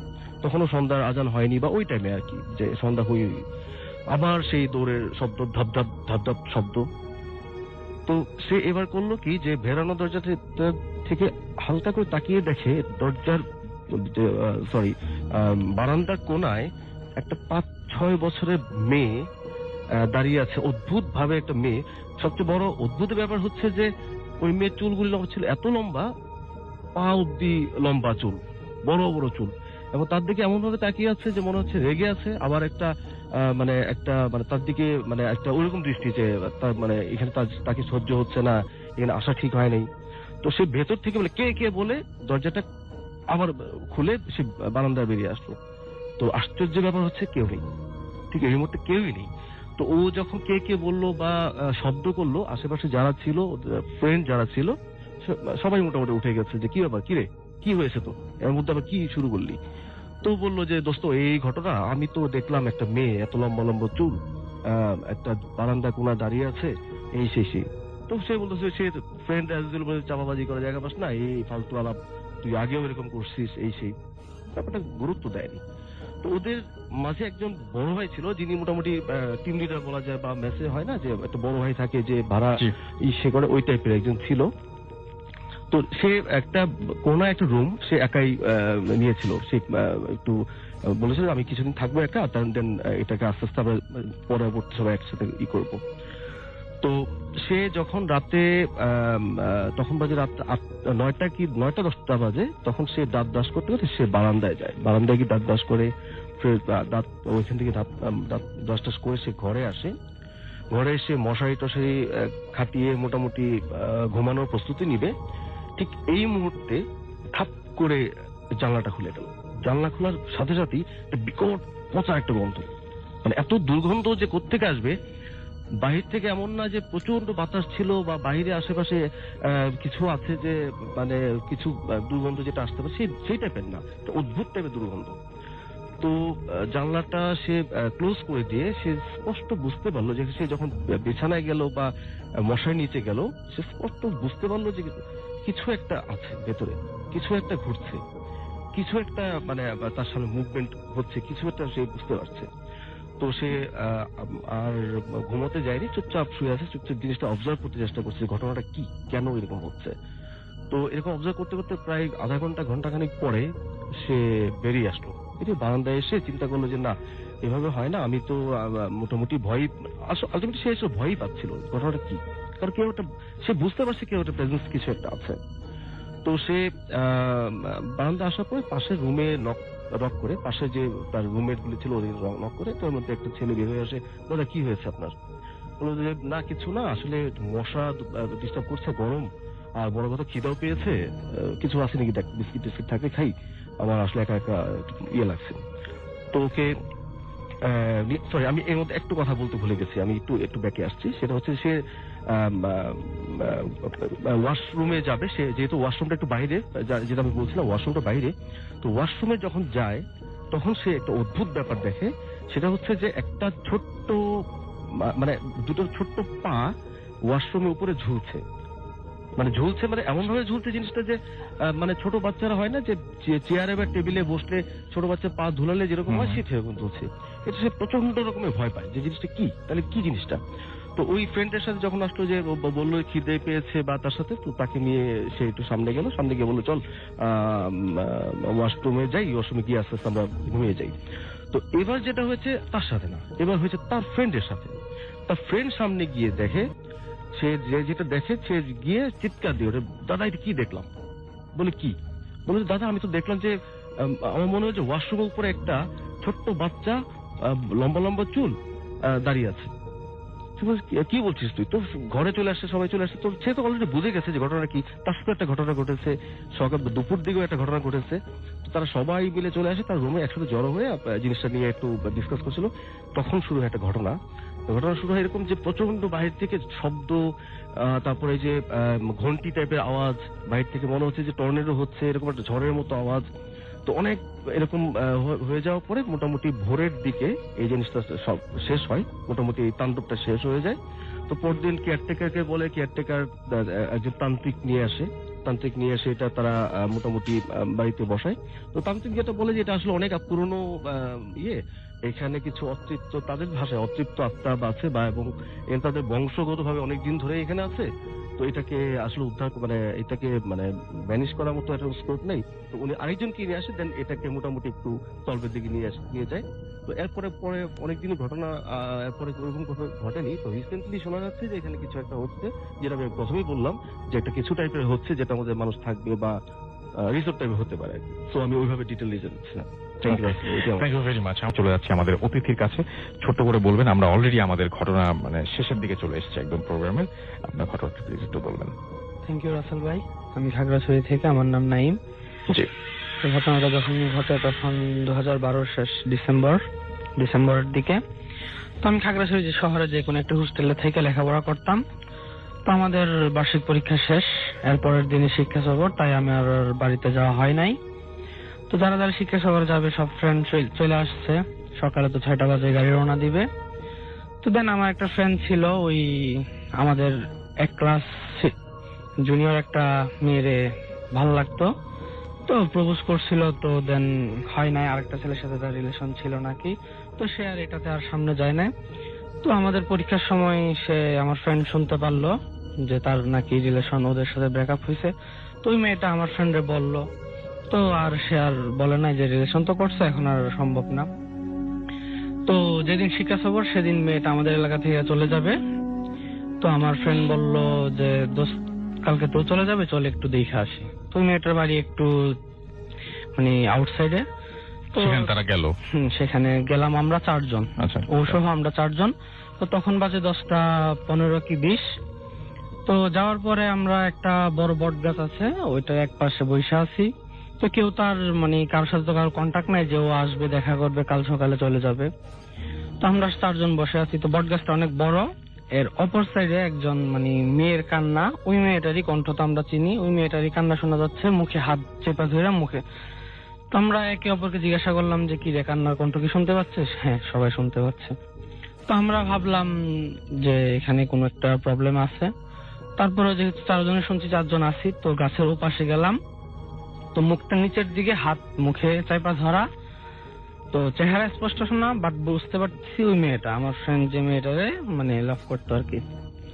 তো আমরা ওই ফ্রেন্ডের বলতেছি যে এখানে একটা প্রবলেম আছে, এত রাতে এখানে তো তার আসার কোনোই কথা না, রাত এখন বাজে প্রায় 11:30। বললাম চলে যাই, কোন না আসতেও তো পারে। তো ওরা তার আনা সম্ভব না। তো আমরা দাঁড়াইলাম। তো মেয়েটা নিচের দিকে তাকে বলতেছে যে তুমি আমার ফিরাই দিও না, আমি ওর থেকে অনেক কষ্ট পেয়েছি, তুমি আমার ফিরাই দিও না।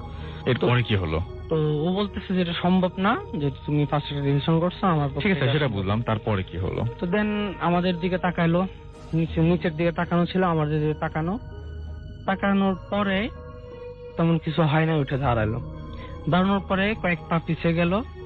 হঠাৎের মধ্যে মানে চুল টুল এলোমেলো, বাতাস, হালকা বাতাস, অনেকটা লম্বা হয়ে গেল। তো এটা আপনাদের চোখের সামনে লম্বা? আমাদের চোখের সামনে, চোখ মুখ লাল, চুলগুলো অনেক আওলা ঝাওলা এরকম, তো অনেক লম্বা হয়ে গেল। আপনারা কি করলেন? তো ও আমাদেরকে মানে পিছনে করে সামনের দিকে হেঁটে চলে যাচ্ছে। তো অনেকটা যাওয়ার পর আমরা তারা দেখতে পাচ্ছি, আমরা জায়গাতে দাঁড়িয়ে আছি।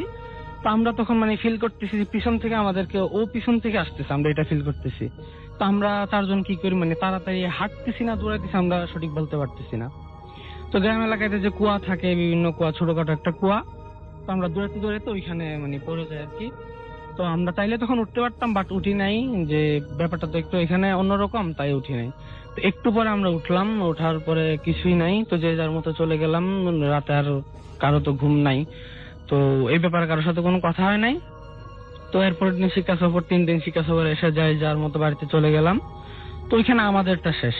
তারপরে শুরু আমার যে ফ্রেন্ডটা, ও যখন রাতে ঘুমাইতো, তো মানে রাতে ও মানে ফ্লোরে কেউ বৈশা মাথাটা ওর পায়ের দিকে দিয়া কান্না করতো।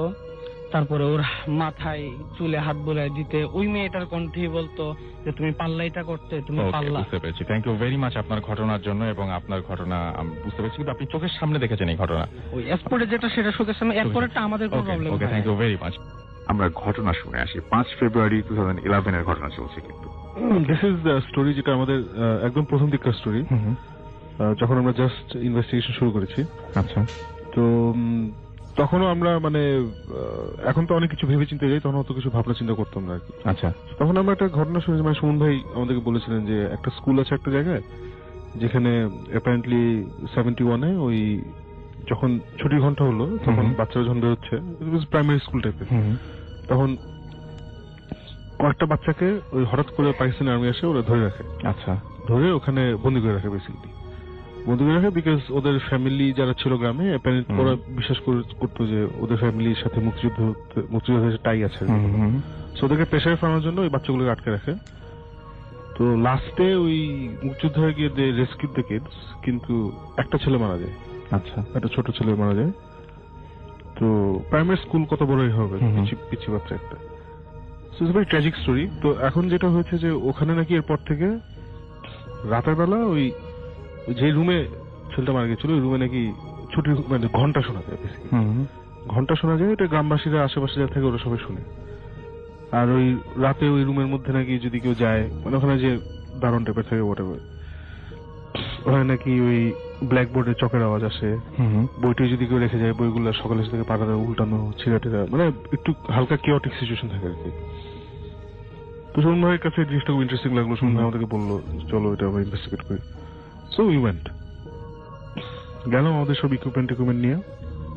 ওখানে গিয়ে মজার ব্যাপার যেটা হলো যে ইউজুয়ালি আমরা যখন কোথাও যাই তখন সেটআপ টেটআপ করি, সেটআপ টেটআপ করার কিছুক্ষণ পরে সামথিং স্টার্টস হ্যাপেনিং। এখানে যেটা হলো যে আমরা ওখানে ঢুকলাম উইথ আওয়ার ইকুইপমেন্টস 10টার দিকে। ঢোকার সাথে সাথেই সুমন ভাই, জীবন দুজনেই লাইক যে এখানে কিছু টাফ। ঢুকেই মানে কোন টাইম ওয়েস্ট হয়নি। এবং একটা জিনিস বলে রাখি, সেটা হচ্ছে যে ওই সময় আমাদের এখন যেসব ইকুইপমেন্ট আছে তখন সবকিছু ছিল না, এটা প্রথম দিককার কথা। এবং ওই সময় অ্যাকচুয়ালি সাকিব যেটা বলছিল যে আমাদের ইনভেস্টিগেশন অনেক প্রবলেম ছিল, আমরা জানতাম না কি করতে হবে, মানে কি করতে হবে, হ্যাঁ কি করতে হবে না করতে হবে। সাকিব ঢুকেই ওনারা বলছেন যে এখানে কিছু একটা আছে, আজকে কিছু একটা হবে। আচ্ছা। আমি আবার অ্যাজ ইউজুয়াল আমি করি না, কিছু নাই। তখন সাকিব কোন অবস্থাতে কিছুই বিশ্বাস করে না, মানে সবকিছুই না আর কি। এটা আর জীবন ভাই একদম পুরো ওর সাথে সারাদিন ফাইট করতে করতে আমার যেতে হয়েছে। আমি তখন গেছি মজা আর কি, হ্যাঁ স্কুলে সারা রাত থাকবো, কি মজা। তার মানে আচ্ছা ঠিক আছে, এগুলো আপনারা ফিল করেন ভালো, সেট আপ দ্য ইকুইপমেন্ট, তারপর দেখা যাবে। তখন আমাদের ক্যামেরা ছিল,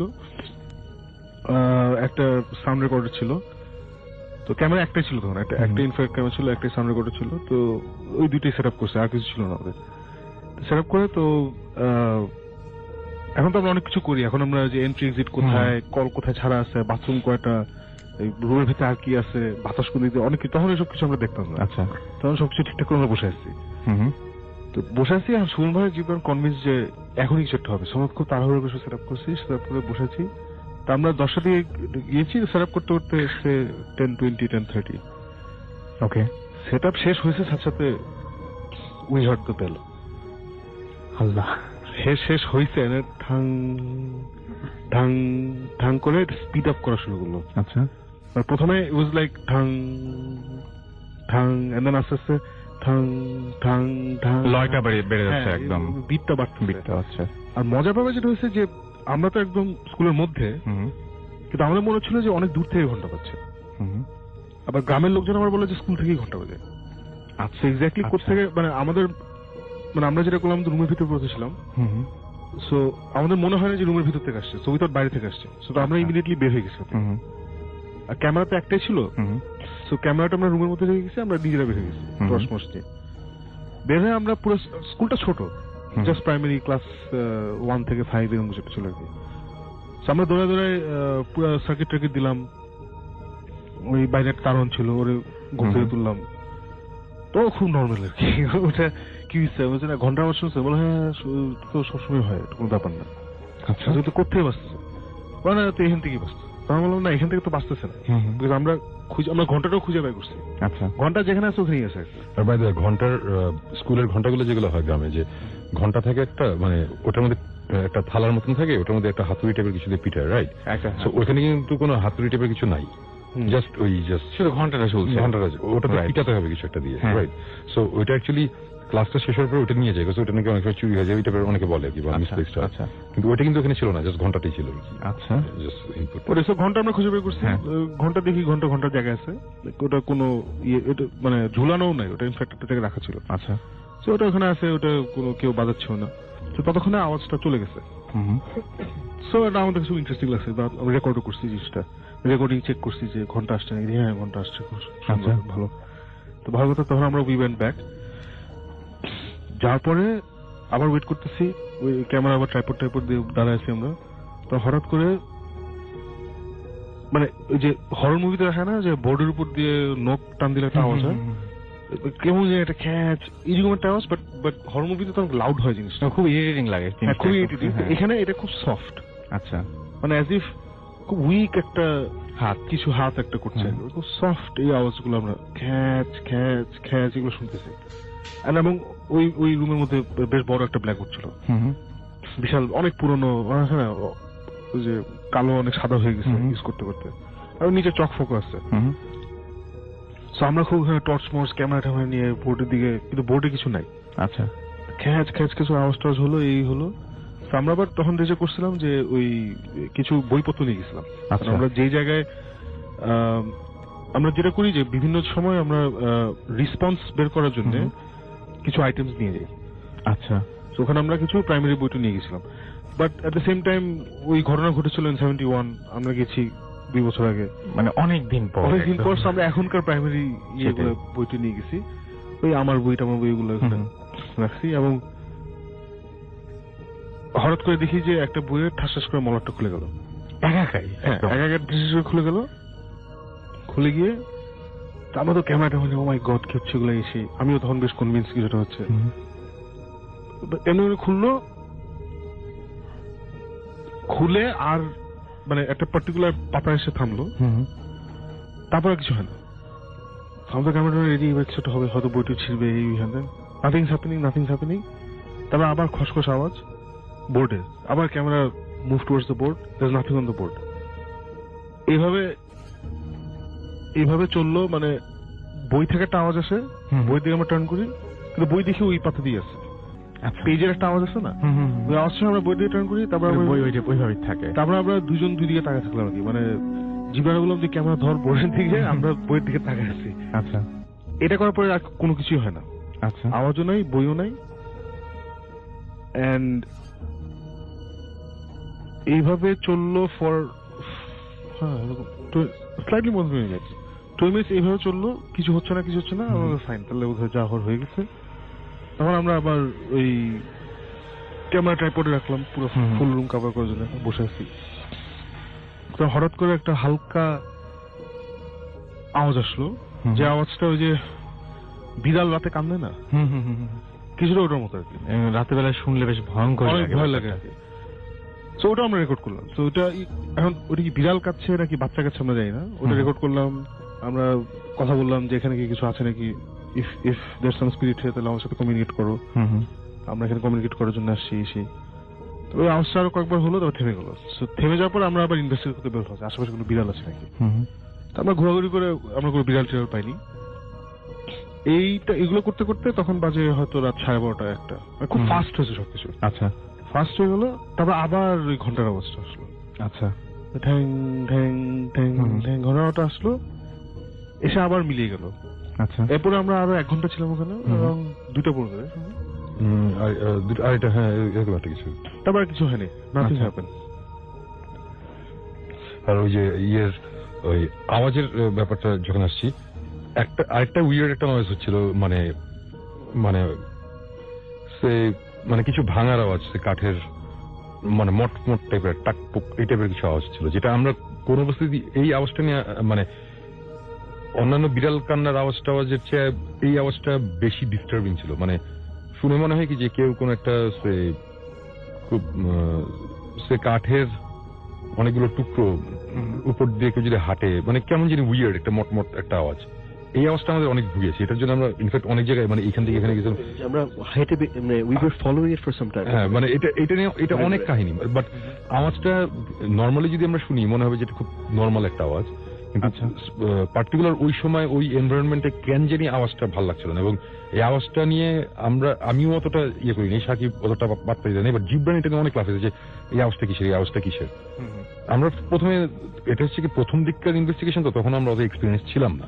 আচ্ছা, সো বাট পরে এখন যদি হতো তাহলে ডেফিনেটলি আমরা অন্যভাবে হ্যান্ডেল করতাম। বাট এই আওয়াজটা নিয়ে অনেক উল্টাপাল্টা অবস্থা হয়েছিল, মানে আমরা একবার আলাদা হয়ে যাই, আবার এটা নিয়ে অনেক কাহিনী ছিল। পরে এখন আমরা এটা নিয়ে অনেক, এই গল্পটা নিয়ে আমরা ওরকম আলাপও করি নেই। এটার আরেকটা কারণ হচ্ছে যে এইটা নিয়ে আমাদের অ্যাকচুয়ালি আলাপ করার কথাও না, রাইট? মানে এটা নিয়ে অনেক কাহিনী হয়েছিল। পরে আমরা যেখানে ক্যামেরা নিয়ে গিয়েছিলাম, ওইখানকার গ্রামের যে একটু মাতবর টাইপের একজন থাকে, উনি বেশ এটা নিয়ে অনেক প্রবলেম করছিল আমাদের সাথে।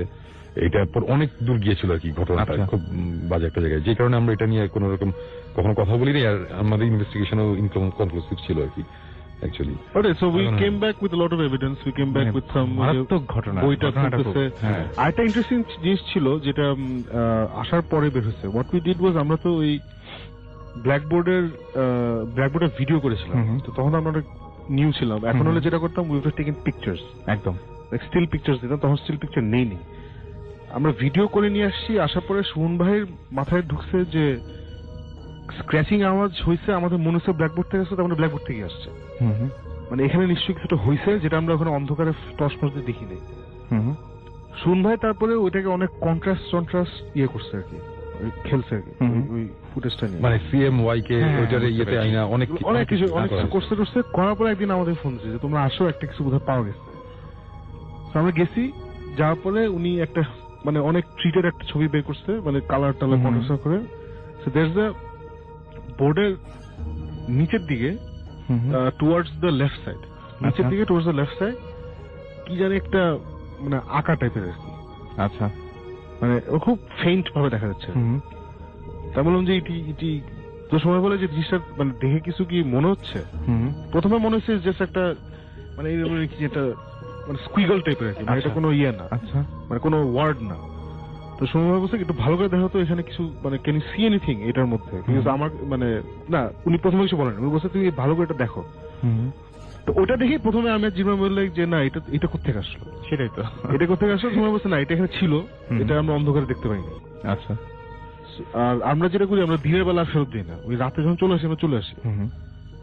সো ওটা দিকে কিছুক্ষণ থাকার পরে তখন হঠাৎ জিবরান বলে কি দোস্ত এটা দেখতে তো ওটা লেখার মতো লাগছে। আমি বলছি যে লেখার মতো লাগছে মানে? বলে না ইট লুকস লাইক আ লেটার, দুইটা লেটার মতো লাগছে। তারপরে আমরা ও বলার পরে পাওয়ার অফ সাজেশন, ও বলছে আমার হ্যাঁ তাই তো লেটার মতো লাগছে। তারপরে আমি বলছি দোস্ত আর কিছু বলিস না। আর সুমন ভাই বলছে হ্যাঁ এটা ডিসকাস করো না, দুইটা মানে নিজেরা চিন্তা করো কি লাগতেছে এন্ড দেন ইন্ডিপেন্ডেন্টলি বলো যে এটা আমার কাছে এটা লাগতেছে, বুঝছো? ডিসকাস করে বলো না। আচ্ছা। তাহলে like Suman it looks like the word chhuti. হ্যাঁ আচ্ছা। ইট লুকস লাইক দ্য মানে এমন ভাবে লিখছে যে তুমি অ্যাটলিস্ট 2 মিনিট ধরে তাকায় বুঝবে না যে এটা ছুটি। আচ্ছা আচ্ছা।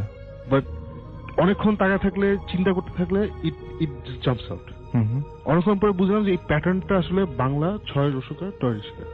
আচ্ছা আচ্ছা। এই উইয়ার্ড জিনিসটা হয়েছে এমবেডেড করা, মানে শেষের এক হয় না এক টানে রেখা। হ্যাঁ, ইটস নট লাইক পাশাপাশি। ও আচ্ছা আচ্ছা আচ্ছা, একদম এক টানে লেখা। হ্যাঁ, মানে ইটস লাইক 6 লিখে ওইটার উপরেই টয় রসিকা। আচ্ছা আচ্ছা আচ্ছা, বুঝতে পারছি। এবং খুব সুন্দরভাবে লেখাটা, মানে লেখাটা খুব, সে আমরা যদি বাম হাতে এখন যদি লিখতে চাই যে টাইপের হবে ওরকম। ঘটনা কিন্তু এখন শেষ হয় নাই, ঘটনা আমি বুঝতে পারছি, কারণ ঘটনা এখন শুরু হয়েছে। হ্যাঁ একদম একদম। ওয়েল, আমাদের আমরা যখন ভিডিও ফুটেজ নিয়ে যখন বাসায় বসছি, ভিডিও ফুটেজ নিয়ে বাসায় বসার পরে ভিডিও ফুটেজ গুলোর মধ্যে একটা প্রবলেম, মানে একটা নয়েজ, মানে কি একটা সে যেখানে আমরা ক্যামেরা ধরছি ওখানে ক্যামেরাতে একটা প্রবলেম দেখা গেছে, মানে মাঝখানে একটা দাগ টাইপের একটা জিনিস। আচ্ছা। ফুটেজ যখন প্রথম দিকে ছিল তখন ইট ওয়াজ ফাইন, আচ্ছা পরের দিকের ফুটেজ গুলোতে এরকম আমরা কোনো মতেই ধরতে পারছি না জিনিসটা কি। ইনফ্যাক্ট তখনও সাকিব জিবরান হচ্ছে বাসায়, আমি তখন ওদের যখন ডাকাইছি, আলটিমেটলি সবচেয়ে ইন্টারেস্টিং ব্যাপার যেটা, সেটা হচ্ছে যে শেষে আমরা ফিগার আউট করছি যে আমরা যে ভিডিওতে যেই মানে নয়েজটা দেখতেছি সামনে একটা প্রবলেমটা অ্যাকচুয়ালি আমাদের ক্যামেরার লেন্সের মধ্যে। আচ্ছা। আমাদের ক্যামেরার লেন্সের মধ্যে সাদা একটা দাগ ছিল, যে কারণে ভিডিওর মধ্যে সব জায়গায় সাদা সাদা একটা জিনিস দেখা গেছে, এবং ওটা হচ্ছে একটা চকের দাগ। আচ্ছা। ব্ল্যাকবোর্ডের মধ্যে যে চক আঁকে, চক দিয়ে আমরা যে লিখি, এই চক, এবং এই চক ওখানে কোথাও কোন রকম চক ছিল না। আচ্ছা। এবং ওই চকের দাগ দেখার সাথে সাথে আমরা ক্যামেরা চেক করছি, ক্যামেরার মধ্যে কিছু নাই, কোনো চকের দাগ নাই। আমরা যখন ডাম করছি তখনও তো আমরা চকটক দেখিনি, দেখলে আমরা বুঝতে পারতাম। আমাদের ক্যামেরার ব্যাকটার মধ্যে আরেকটা কম্পার্টমেন্ট থাকে, ওই কম্পার্টমেন্টের মধ্যে টেপ থাকে, টেপের কম্পার্টমেন্ট দেখছি ওখানে কিছু নাই, কোথাও কোনো চকের কোনো আলামত নাই। সবচেয়ে মজা মানে কি, সবচেয়ে ইন্টারেস্টিং ব্যাপার হচ্ছে, তখন আমাদের মাথায় একটা জিনিস আসলো, আমরা দোকান থেকে 1 গাদা চক কিনলাম। আচ্ছা। বড় বড় চক কিনে আমরা চকগুলো ভাঙা শুরু করলাম। আচ্ছা। এবং গেস হোয়াট, এটা কিসের আওয়াজ? আমরা যে মট আওয়াজগুলো শুনছিলাম, চক ভাঙার আওয়াজ ছিল। এক্স্যাক্টলি, চক ভাঙার আওয়াজটা শুনছো না? রাসেল জানো না কিরকম? হ্যাঁ, আমি একদম এখন একসাথে যদি তুমি চক যদি মুড়া মানে ধরে ধরে ভাঙতে থাকো, একদম একটা ইউনিক একটা আওয়াজ আছে। That was the noise. আমরা ওই দিন এই আওয়াজটা শুনছি, বাট ওখানে কোথাও আমরা কোনো চকের আলামত পাই নাই, এই হয় নাই। আমাদের এই জিনিসের পরে এটা যদি অথরিটি জানে আমাদের মেরেই ফেলবে, বাট আমরা আবার ব্যাক করছিলাম। আমরা আবার ব্যাক করছি ইনভেস্টিগেট করতে, না আমরা ওই ব্ল্যাকবোর্ডের ওই যে লেখা যেটা আসছে, তখন তো অন্ধকার, আমরা এবার গেছি দিনের বেলা যাওয়ার পরে আমরা পুরা ওখানে খুঁজছি যে কি আছে না আছে, এবং আমরা যে গেছি এটাও গেছি কিন্তু বেশ অনেকদিন পরে, সাথে সাথে আমরা যাইনি। আচ্ছা। ওই সময় বললাম না যে বেশ একটা প্রবলেম হয়েছিল, আমরা মানে গ্রামবাসীরা একটু উত্তেজিত হয়ে গেছিল। তারপরে অন্য ধরনের কানেকশন ইউজ করে আমরা গেছিলাম, এবং আমরা বলছি আমরা এখানে থাকবো না, আমরা জাস্ট 1 ঘন্টার জন্য যাবো। 1 ঘন্টা না, আমরা ছিলাম আলটিমেটলি 3-4 ঘন্টা। এবং ওই ছুটি লেখার যে ছুটি লেখাটা ওই যে কোথায় আছে কি, মানে যে জায়গায় ইয়ে করা, আমরা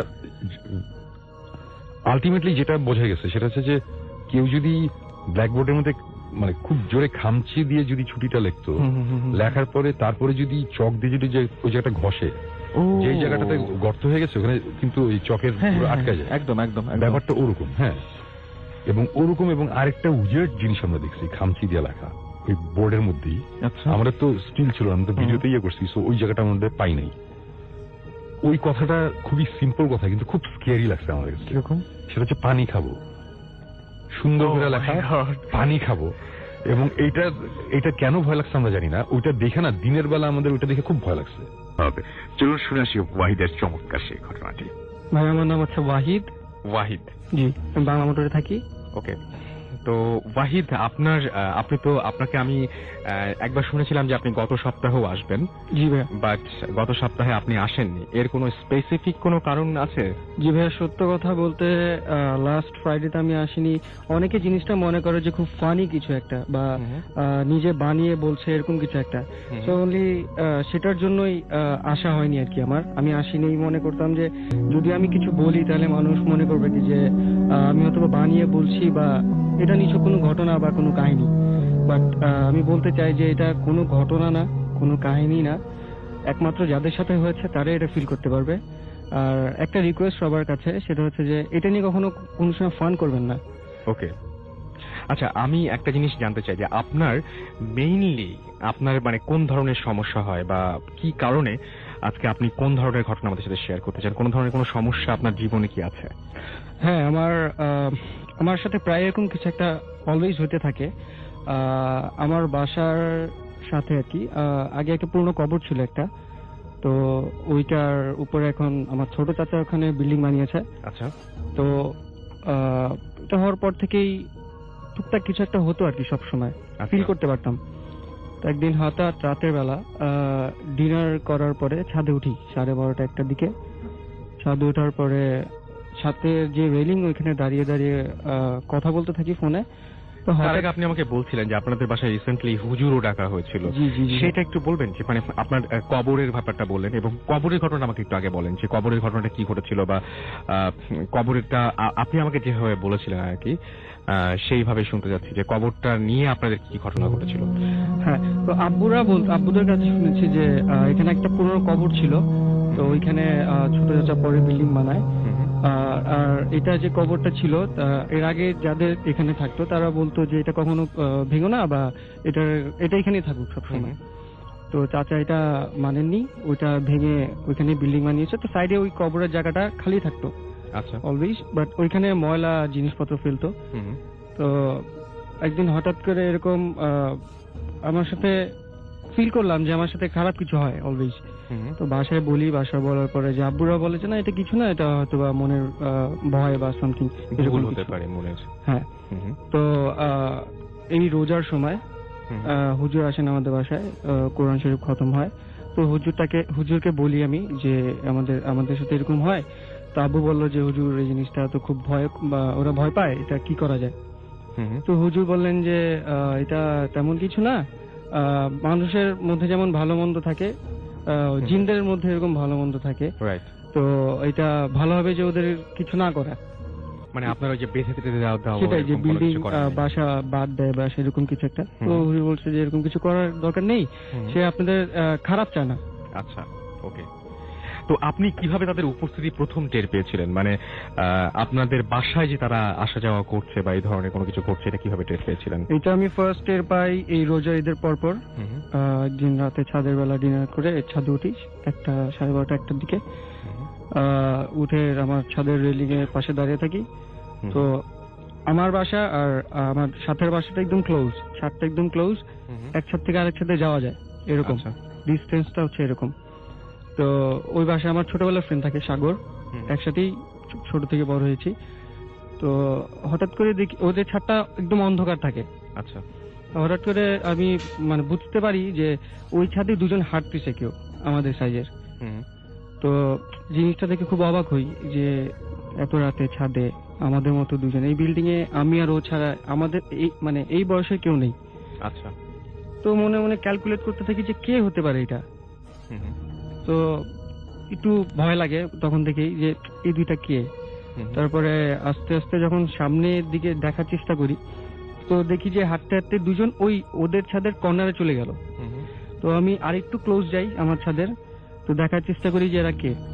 তো ওরা যখন টার্ন নিয়ে আমার দিকে আসছিল, তো আমি আস্তে আস্তে ভয় পাচ্ছিলাম যে কারা এই দুইটা এত রাতের বেলা। তো হঠাৎ করে যখন ক্লোজলি চলে আসলো, তো একজন আমার দিকে তাকালো, আর ওইটা মনে হয়েছিল আমার জীবনের সবচেয়ে ভয়াবহ কোনো একটা রাত, আমি কখনোই ভুলবো না। তাকিয়ে দেখি একটা আমি, একটা সাগর। মানে আপনি আপনার নিজেকেই দেখতে পাচ্ছেন এক্স্যাক্টলি সামনের ছাদটায়। হ্যাঁ, আর এট দ্যাট টাইম আমি পুরো ঘামাই গেছিলাম, ভিজে গেছি ঘামে, আর মাইন্ডটা আপনার সোয়েটিং হচ্ছে। এক্স্যাক্টলি। আর এত ভয় পেয়ে গেছিলাম যে মাথা 1 মিনিটের জন্য একদম ব্ল্যাঙ্ক হয়ে গেছিল যে কি দেখলাম এটা। আমি বুঝতে পারতেছি যে আমার সাথে কিছু হচ্ছে, আমি কাঁপতেছিলাম লিটারেলি। আমি বুঝতেছিলাম যে আমার লেফট সাইডে সিঁড়ি নিচে যাওয়ার, বাট আমি এগোতে পারছিলাম না। আচ্ছা, জাস্ট 2 বা 3 সেকেন্ডের মতো ঘটনাটা হবে। আমি একদম ব্ল্যাঙ্ক হয়ে গেছিলাম 2-3 সেকেন্ডের জন্য যে আমি এটা কি দেখলাম। তারপরে সাথে সাথে নিচে দৌড় দিয়ে এসে বলি যে এরকম এরকম ব্যাপার। উপরে আসলো আমার সাথে আব্বু, এসে দেখে এরকম কোনো কিছু নেই। পরে বললো যে না এগুলো কিছু না, মনের হয়তো বা কোনো কিছু ভুল। বাট তার কিছুদিন পরে আমার ছোট আপু আবার ছাদে উঠে একদিন, ছাদে উঠে দেখে যে সেম কাহিনী, যে ওদের ছাদের কর্নারে 2টা বড় বড় গাছ আছে টবে। তো দেখে ছোট আপু হুবহু সেম একটা আপুকে দেখে হাসছে। মানে একদম উনি আবার ওনাকে দেখছেন হুবহু আপুকে দেখে হাসতেছে। আপু তখন অজ্ঞান হয়ে গেছিল। তার মানে এই ঘটনাটা শুধুমাত্র আপনাদের সাথে ঘটে এরকম না, এই ঘটনাটা আপনাদের মানে ফ্যামিলির আরো অনেক সাথে ঘটেছে। আচ্ছা, কোনো স্মেল বা এরকম কোনো কিছু পান? আরেকটা যেটা হয়, আমি আপনাকে বললাম ভাইয়া, যে মাঝে মধ্যে আমার রুমটা হচ্ছে মানে একটা দেয়ালের সাইডে পুরোটা খোলা, মানে থাই গ্লাস করা, গ্রিন লাইট কোনো। তো খুলে টুলে ঘুমাই সব। তো একদিন রাতের বেলা হঠাৎ আমার রুমটা স্মেলে ভরে গেল, ভালো সুন্দর স্মেলে। তো হঠাৎ করে স্মেল তো অবাক লাগার কথা। তারপরে আমি অ্যাজ ইউজুয়ালি ঘুমিয়েছিলাম। তো হঠাৎ করে দেখি যে আমার পায়ের কাছে কেউ বসলে একটা ফিল পাওয়া যায় না, যেমন যে সাথে কেউ বসছে আমার বেডে, একটা অস্বস্তি হয়। তো আমি বুঝলাম যে আমার পায়ের কাছে কেউ বসছে। তো উকি দিয়ে দেখি কেউ নেই, একদম ওইখানে আমি কাঁথা নিচে ভিজে গেলাম আবার। তারপরে মানে কি বলবো, মানে এত ভয়ঙ্কর ছিল। আর আমার খাটটা আস্তে আস্তে ভাইব্রেট করছিল, এরকম আস্তে আস্তে হিল ছিল। তো আমি মনে মনে চিন্তা করলাম যে ভূমিকম্প হচ্ছে নাকি। তারপর আমার বেডের একদম সামনাসামনি হচ্ছে আমার পিসি টেবিলটা, তো ওর উপরে একটা পানির বটল ছিল। তো আমি ওটার দিকে তাকালাম যে পানি হিলছে নাকি, তাহলে তো বুঝতে পারবো যে ভূমিকম্প হচ্ছে নাকি। তারপর দেখলাম না, পানিটা হিলছে না, আমার খাটটাই হিলতেছে। ওকে, এত ভয় পাইছিলাম এট দ্যাট টাইম, আমি না উঠতে পারতেছিলাম না কিছু বলতে পারছিলাম, জাস্ট দোয়া পড়তেছিলাম মনে মনে। আর এটা মাঝে মধ্যেই আমার সাথে হয়। আচ্ছা, আপনাদের বাসায় শুধুমাত্র আপনি আপনার বোন ছাড়া আর কারোর সাথে কোনো কিছু ঘটেছে বা কেউ কোনো কিছু দেখেছেন? না, কেউ দেখে নাই, বাট এরকম ফিল করে অনেকে যে হঠাৎ করে রাতের বেলা ঘুমাচ্ছে, কিছু একটা পড়ে গেল, তাপাস করে পরে আবার উঠায়, আবার পরে, এরকম হয়। এরকম মাঝে মাঝে মানে স্মেলে ভরে যায় ঘর। এই স্মেলটা এটা সবসময় হয়। এটা কি আপনি ছাড়া অন্য কেউ পায়? হ্যাঁ, আমার আম্মুও পাইছে। আপনার আম্মুও পেয়েছেন? জি। সো এই ব্যাপারটা যখন আপনারা হুজুরকে ডাকলেন, তখন হুজুর বলেন যে হুজুরের যে কথাটা, সেটা আমার কাছে একটা জিনিসই শুধুমাত্র মনে হলো যে উনি যেহেতু আপনারা ভালো স্মেল পাচ্ছেন, তো আমারও মনে হচ্ছে যারা আছেন বা যারা আপনি মনে করছেন যে কারো অস্তিত্ব খুঁজে পাচ্ছেন আপনি সেখানে, এবং আমার মনে হয় যে সেটা ভয়ের কিছু নেই। কারণ আমি শুনেছি যে ভালো আত্মা বা জিন যাই বলি না কেন বা যা কিছুই হোক না কেন, স্মেলটা নাকি তাদের ভালো হয়, মানে খারাপ হয় না অ্যাটলিস্ট। সো এটাতে মনে হয় এত ভয় পাওয়ার কিছু নেই। বাট আমি জানি যে আপনি বলবেন যে আসলে যাদের সাথে ঘটে তারাই, হ্যাঁ, তো মানে তারাই আসলে যে অনেকেই এক্সপেরিয়েন্স করতে চান এই ঘটনাগুলো, কিন্তু আসলে যাদের সাথে ঘটে তারাই বুঝতে পারেন যে ঘটনাগুলো কত ভয়াবহ হতে পারে। শুনে ঘটনাটি, আমি আসলে সাঁওতাল সম্প্রদায়ের একজন মেয়ে। তো সেইভাবে আমাদের নিজেদের কমিউনিটির ভিতরে, আমাদের সংস্কৃতির ভিতরে কিছু কিছু ব্যাপার আছে যেগুলো হয়তো বা অনেকে জানেন না। তো আমি ভূত এফএম যেহেতু শুনি, সেই জন্য আমার মনে হয়েছে যে এই ধরনের কিছু ঘটনা আমি হয়তো শেয়ার করতে পারি। বিশেষভাবে কিছু কিছু ব্যাপার ছিল, যেমন রহনপুরের একটা কাহিনী ছিল, যে কাহিনীটাতে ছোট ছোট কিছু বামুন টাইপের লোকের কথা বলা হয়েছিল। তো যে কারণে আমার মনে হয়েছে যে আসলে এটা আমি জানি এই ব্যাপারটা। তো আমি কিন্তু মানে সত্যি কথা বলতে কি, যে আমি প্রথমে যখন রহনপুরের ঘটনাটা আপনি বলছিলেন না, ওটা আমি প্রথমে যখন শুনেছিলাম আমার কাছে খুব আজব লেগেছিল যে এমনও হয় নাকি, এটা কিভাবে সম্ভব। কিন্তু যখন আপনি বলছেন, শুধু আপনি না, আরো অনেকেই আমাকে ইমেল করলেন এবং ইমেল করে এই ঘটনাগুলো বললেন। তো এই ব্যাপারটা কি বলেন তো, এই যে সবাই যে বামুন দেখেন, এটা কি ব্যাপার? আমি আমার ইমেলে আমি নামটা উল্লেখ করেছিলাম। আমরা এইগুলোকে বলি গুড্রবঙ্গা। অ্যাকচুয়ালি বঙ্গা শব্দটার অর্থ হচ্ছে যে দেবতা। এটা অ্যাকচুয়ালি নেগেটিভ সেন্সেও বলেন বা ভালো দেবতা, তাও আমরা বঙ্গা বলি, লাইক আ কমন ওয়ার্ড। তো গুড্রবঙ্গার ক্ষেত্রে অ্যাকচুয়ালি অপদেবতা যদি বাংলা করতে চাই, বিকজ ওই ভদ্রলোক যিনি রাস্তায় দেখেছিলেন ছেলে মেয়েদের বাচ্চার মতো দেখতে, আমি পরবর্তীতে আমার মা এবং অন্যান্য ফ্যামিলি মেম্বার্স যারা ওল্ড, তাদের কাছ থেকে আমি ব্যাপারগুলো আরো ক্লিয়ার করে নিয়েছিলাম আপনি ফোন করার পর অ্যাকচুয়ালি। তো সেখান থেকে আমি জানতে পারলাম যে অ্যাকচুয়ালি যখন কেউ ইনভাইট করে তাদেরকে তার ফ্যামিলিতে, তখন হয় কি যে দুইটা ওয়েতে হয়। একটা হচ্ছে যে অনেকটা তারা মানে নিজে নিজে কোনো গৃহস্থের ঘরে চলে আসে। হ্যাঁ, এটাও হয়, মানে এটাও হয়, তারা নিজেরা চলে আসে জাস্ট ফর শেল্টার টাইপের। এটাতে কোনো রিচুয়াল কোনো কিছু দরকার নাই, রিচুয়াল কোনো কিছু দরকার নাই। আর আরেকটা হয় যেটা হলো যে অনেক সময় রাস্তাঘাটে যখন দেখা যায় যে এরকম বাচ্চা টাইপের কিছু খেলতেছে, তখন কেউ যদি মানে ইন্টারেস্টেড হয়, তখন তারা বলে যে বাচ্চাটা খুব সুন্দর, আমি বাসায় নিয়ে গেলে কি যাবে আমার সাথে, এভাবে মানে একটু ইনভাইট করতে হয়। তখন হয় কি সে পিছে পিছে তার চলে যায়, এবং যখন চলে যায় তো আমি যতটুকু জানি যে তারা ঘরেই থাকে, মানে এরকম না যে তারা মানে বাইরে কোনো লোক গেস্ট বা কেউ গেলে সহজে দেখতে পায় না। এবং যেহেতু এগুলো অপদেবতা, সাধারণত রাতের বেলা একটা অ্যাক্টিভ হয় বেশি। তো দেখা গেছে যে এরকমও কাহিনী হয় যে মানে আমাদের মধ্যে একটা রিচুয়াল আছে, যেটা হয়তো বা আমি আগে জানতাম না, কিন্তু দেখছি কিন্তু বুঝতাম না কেন কাহিনীটা হয়। সেটা হলো যে আমরা যখন এক বাসা থেকে আর অন্য একটা গ্রামে মনে করেন যে বেড়াতে গেলাম, তখন দেখা যায় যে আমরা সাথে করে এক বোতল সরিষার তেল নিয়ে যাই। এটা মানে একটা রিচুয়াল, বিকজ ঘুমানোর আগে যারা এটা জানে, মানে তারা করে কি ওই গায়ে হাতে পায়ে একটু সরিষার তেল লাগায় নেয়। এটার অর্থ হলো যে ওই বঙ্গারা আবার এই গন্ধটা সহ্য করতে পারে না। আচ্ছা, এটা কিন্তু শুধুমাত্র আপনি যেটা বলছেন যে আপনাদের ধর্ম বলেন বা সম্প্রদায় যেটা বলেন, এটা কিন্তু শুধু তাই না। আমি আজকেও এরকম হবে শুনবো আমরা যে এই যে জিন টিন যেগুলো আমরা বলি না, জিনের কথা বলি আমরা, জিনটার সময় অনেকে বলেন যেরকম নাকে সরিষার তেল দিয়ে দেয়। তো সরিষার তেল মনে হয় এই ধরনের মানে আমি ঠিক জানি না, মানে যারা অলৌকিক কিছু তাদের সাথে মনে হয় সরিষার তেলের একটা দাকুর বা সম্পর্ক আছে।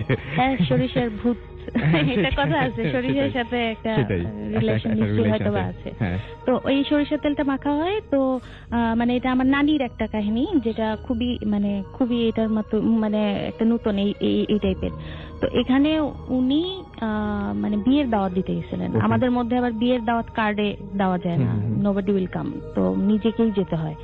তো ওইভাবে গেছিলেন, মানে সাথে একজন আরেক মহিলা ছিল, আর ওর একটা ছোট বাচ্চা ছিল। তো মানে বাড়ির লোকের যে গৃহস্থের, তার তো শিশু সন্তান হলে তো তারা তাকে খাবেই, বাট অন্য কোনো মেহমান আসলে তাদের সাথে যদি কোনো বেবি থাকে, সেটাকেও তারা মানে একটা খাওয়ার চেষ্টা করে আর কি, অপদেবতারা। তো ওনারা এরকম ফ্লোরিং করা হয়েছে, মাটির ঘর। তো ফ্লোরিং করার পরে দেখা গেছে যে মানে অনেক রাতে ওনারা সবাই ঘুমাচ্ছেন, তো গ্রামের লোকের ঘুমতে একটু পাতলা হয় আর কি।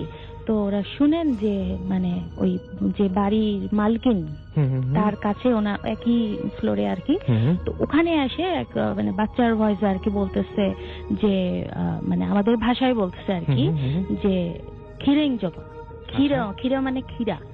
হ্যাঁ, তো তার মানে বলতেছে মা খিরা খাবো। এটার অর্থ হলো মানে খিরাকে তারা সবসময় মিন করে বাচ্চা। মানে যেহেতু সাইজটা বেবিদের একটু ওরকমই, তো তারা ওইরকম করে বলতেছে। তো এই কথা শুনে তো মানে এনারা তো সব বুঝছে যে কাহিনীটা কি। তো ওই ভদ্রমহিলা যিনি আর কি বাড়ির মালকিন ছিল, উনি ধমক দিয়ে আর কি ওকে পাঠাই দিচ্ছে যে মেহমানেরা এদেরকে তুমি ই করতেছো কেন, যাও, একদিনের জন্য আসছে, এরকম করে ভাগাই দিছে আর কি। তো এই ঘটনাটা খুবই রিয়েল। এবং এখন আচ্ছা, এই ব্যাপারটা, এই যে মানে আপনি যেটা বলছেন, আমি তার সাথে একটা জিনিস খুব জানতে ইচ্ছা করছে যে যারা গৃহকর্তা থাকেন, হ্যাঁ, তারা কি এদেরকে আসলে মানে মেনটেন করতে পারেন? মেনটেন মানে কি যে কমান্ড করতে পারেন বা তাদের কন্ট্রোল করতে পারেন? হ্যাঁ, অবশ্যই পারেন। কারণ এটা হচ্ছে যে কমান্ডটা কি, এরা হচ্ছে যে একা একা তো কিছু করতে পারে না, এরা তো মানে ক্ষুধার্ত হয়ে যায় খাওয়ার জন্য। তো এরা ধরেন যে একটা প্যারাসাইটিক টাইপের, কারো উপরে নির্ভর না করলে এরা কিন্তু আসলে সার্ভাইভ করতে পারে না। সো প্রতিদানে তারা ওই যেটা আমি বলেছিলাম যে তারা আসলে ওই অন্য গৃহস্থের বাড়ি থেকে, তো কমান্ডের ব্যাপারটা এরকম ভাবে আসে, যদি ওকে বলে যে ওর বাসা থেকে তুমি আজকে আমাকে চুরি করে এনে দাও, মানে অনেক সময় শত্রুতাও থাকতে পারে। তো তখন করে কি যে ওদের কাছে ছোট ছোট মানে স্বর্ণের ছোট ছোট মানে বাটি টাইপের থাকে, ওরা করে কি 2-1 চাল বা 2-1 পয়সা যেটাই পায় ওইভাবে চুরি করে বাবা মার কাছে এনে দেয়। তাতে হয় কি, মানে এটা আমার মাও দেখেছেন এরকম কাহিনী যে মানে তারা আস্তে আস্তে দেখা যায় যে দরিদ্র হয়ে পড়েন এবং হতদরিদ্র হয়ে পড়েন, কিন্তু উল্টা দিকে মানে অপরপক্ষ তারা মানে খুবই মানে অনেক সম্পদ কোনো না কোনো ভাবে তারা মানে যেই কাজই করে দেখা যায় যে ভালো হয়। কিন্তু সমস্যাটা ওইখানেই যে তাকে কন্টিনিউয়াসলি তাকে লালন করতে হবে, খাওয়া দাওয়ার একটা ব্যাপার করতে হবে।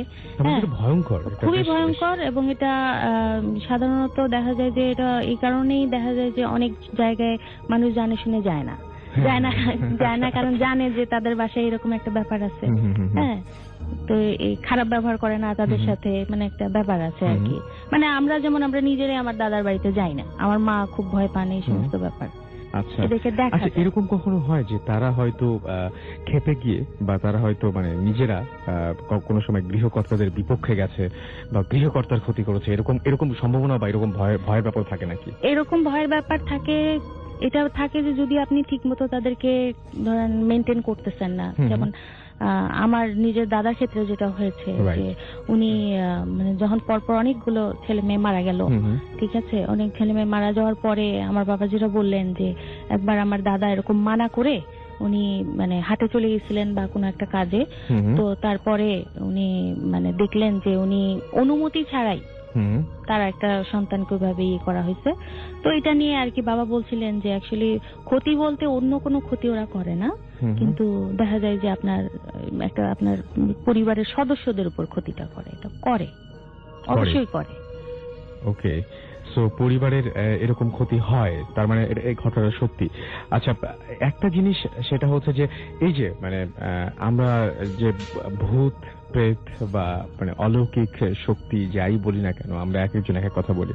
তো অনেকে আছে যে অনেকে মানে আমরা কাউকে বিশ্বাস বা অবিশ্বাস কোনো কিছু করতে বলছি না, তো মানে আপনার কাছে পার্সোনালি কি মনে হয় এই যে অলৌকিক কোনো জগৎ আছে কি নাই, এটা কি মনে হয়?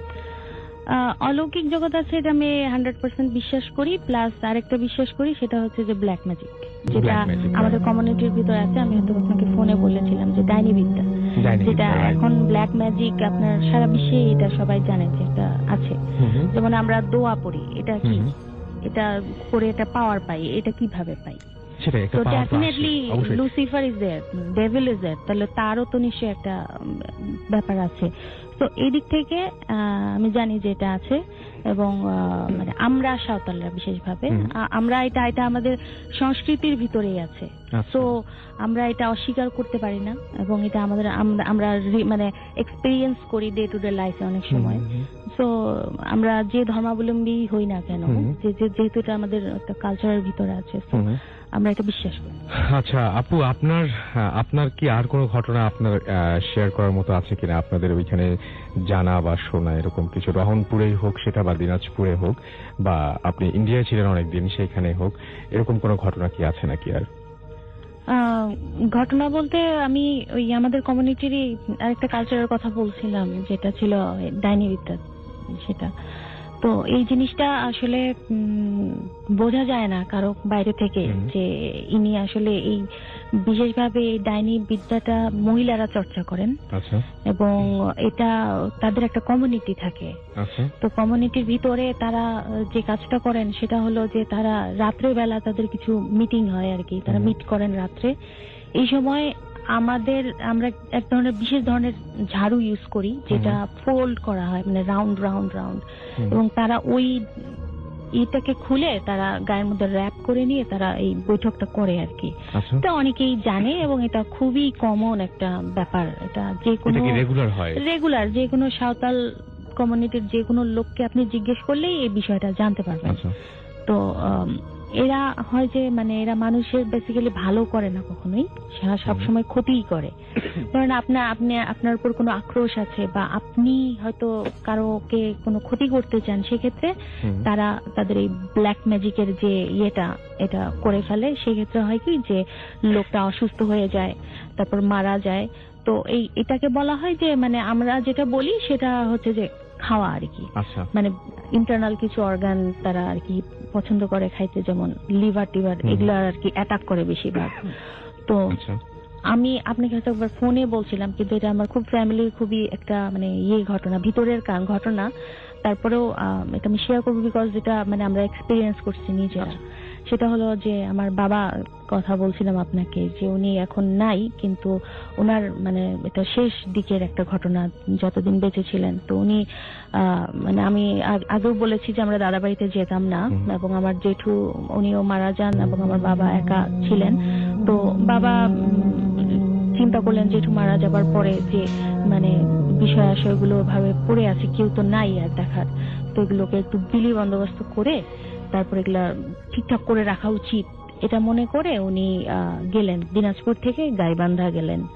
তো গাইবান্ধা যাওয়ার পরে এই জিনিসটা কিন্তু তার যে ওখানে শরীক বা অন্যান্যরা ছিলেন, হ্যাঁ, এটা তারা সহজভাবে নেননি। সহজভাবে নেননি এবং তাদের ভিতরে যে এই ধরনের একটা ব্ল্যাক ম্যাজিকের টেন্ডেন্সি আছে এটা আমরা জানতাম, বাট এটা যে এরকম ভয়ঙ্কর কিছু হয়ে যাবে এটা আর আমরা কেউ ভাবিনি। এবং এখানে কাজকর্ম সেরে আসার পরে বাবা ফিরে আসার পর থেকে অসুস্থ হয়ে পড়েন। মানে অসুস্থতাটা এমন যে মানে উনি মানে খুব তাড়াতাড়ি ওনার মানে শারীরিক অবস্থার অবনতি হতে থাকে। তো সেক্ষেত্রে ডাক্তারের চিকিৎসা তো চলছিল, কিন্তু যেহেতু আমরা জানি যে এরকম একটা ব্যাপার আছে, তো আমি দেখেছি যে বাবা যেদিন মারা যান সেদিন পর্যন্ত আমাদের বাসায় একজন কবিরাজ ছিলেন, মানে কনসাল্টিং এর জন্য, প্লাস অন্যান্য জানি না বিভিন্ন ধরনের কর্মকাণ্ড চলছিল। মানে ওনারা জানতেন যে বিষয়টা এরকম হচ্ছে। কিন্তু বাবা মারা যাবার পরে যেটা আমরা জানতে পারি, মানে পরে মা আমাদেরকে বলেন, মাও আমাদের কাছে বলেন না এই বিষয়টা, সেটা হচ্ছে যে বাবা ছিলেন ডায়াবেটিসের রোগী, যার কারণে তাকে মাঝে মাঝে রাত্রে উঠতে হতো। তো গ্রাম ছিল, তো মানে টয়লেটটা ছিল বাইরে, তো উনি প্রায় মাঝে মাঝে উঠতেন।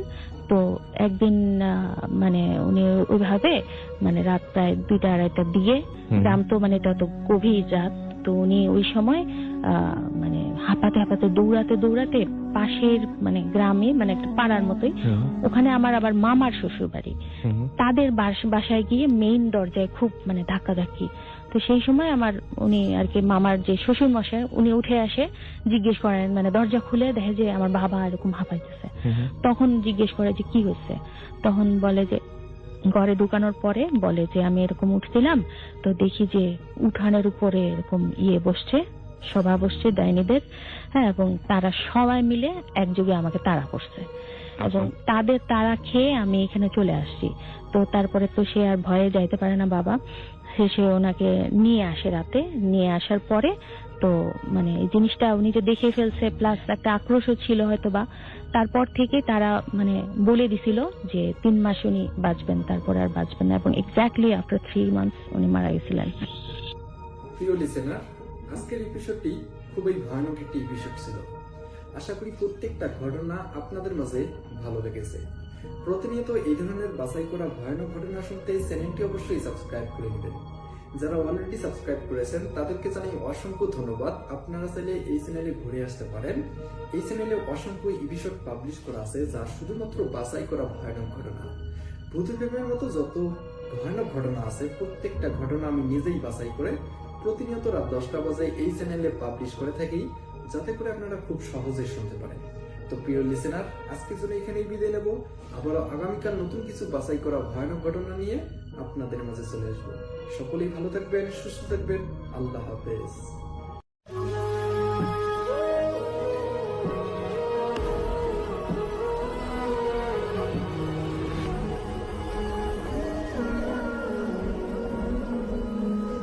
আসসালামু আলাইকুম প্রিয় লিসেনার্স, আশা করছি আপনারা সবাই ভালো আছেন এবং ভালো চলে আছেন।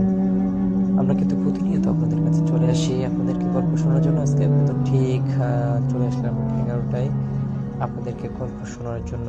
তাই যারা যারা ভিডিওটি প্লে করেছেন, আশা করব শেষ পর্যন্ত আমাদের সাথেই থাকবেন। আর বিশেষ করে যারা যারা আমাদের কিছু গল্প পাঠাতে চান, তারা অবশ্যই আমাদের দেওয়া জিমেইলে গল্পগুলো পাঠিয়ে দিবেন। আমরা প্রথমেই গল্প করছি যে শেষ ট্রেনের যাত্রী রাত 11টা বাজে। ঢাকা থেকে চট্টগ্রামগামী শেষ ট্রেনটি ধীরে ধীরে ছাড়ল। স্টেশনে আর কেউ নেই, শুধু ধুলোর গন্ধ আর ধাতব ট্রেনের শব্দ ঝনঝনান করে। রাকিব নামে এক তরুণ চাকরিজনিত কারণে দেরিতে ট্রেনে উঠেছিল। পুরো ক্যামেরায় সে একাই ছিল।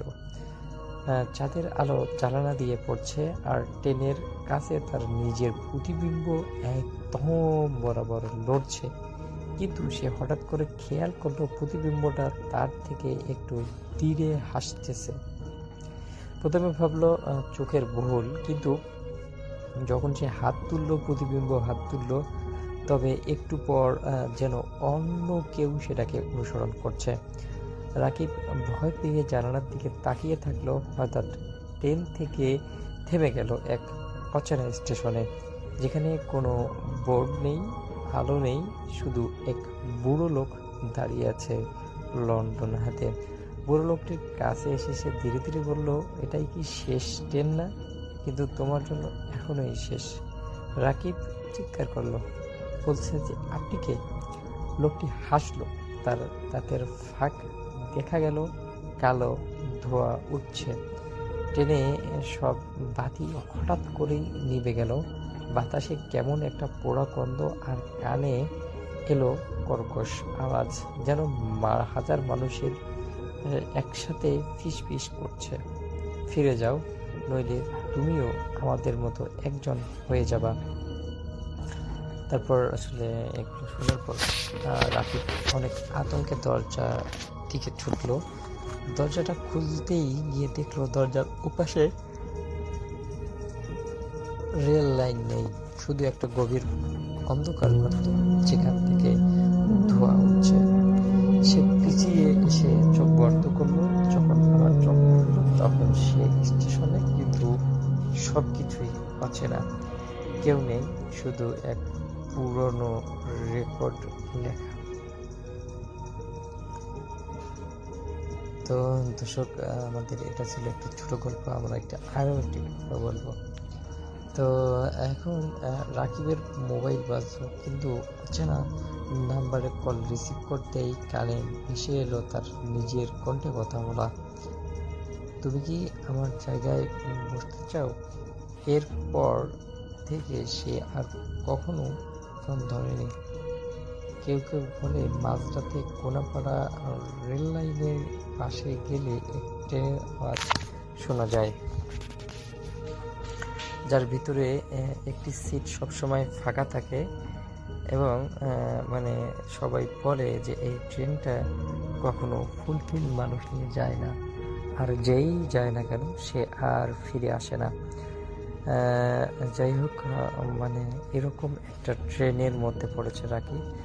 তো সে আসলে ভাবতেছে যে কি করবে, এটা কি পাঠিয়ে দেবে নাকি একসঙ্গে নেবে। আবার অন্যদিকে তার আসলে বিভিন্ন রকমের টেনশন তাকে গ্রাস করে ফেলে। ইতিমধ্যেই যখন সে দেখলো যে তার চাচা এখানে চলে আসছে, তখন আসলে আমাদের যে প্রিন্সটা বা থাকবে সেটাতে ভালোভাবে ডেকোরেশন করতে হবে, চতুর্দিক দিয়ে লাইট ক্যামেরা লাগতে হবে, এবং যেটাই আসুক না কেন সেটা যেন সব সময় যেন ধরা পড়ে যায়। এভাবেই তারা 4-5 দিন 6-7 দিন থাকা শুরু করলো, কিন্তু কোনোভাবেই সেই মানে যে ওয়ালেট ছিল সেখানে কোনোভাবে টাকাটা ছিল না। এই সব কিছু মিলে কিন্তু অনেক ভয়ঙ্কর একটা অবস্থা হয়ে গেছিল, কিন্তু রাকিব সে অবশেষে তার বাড়ি আসতে সক্ষম হয় এবং আমাদের যেই যাত্রা ছিল সেই যাত্রাটা যেন আবারও অগ্রগতি হয়। তো দর্শক, এখন আমরা আরেকটি জিমেল পড়বো। জিমেলটি লিখছেন আমাদের মালিক ভাই মদমপুর থেকে।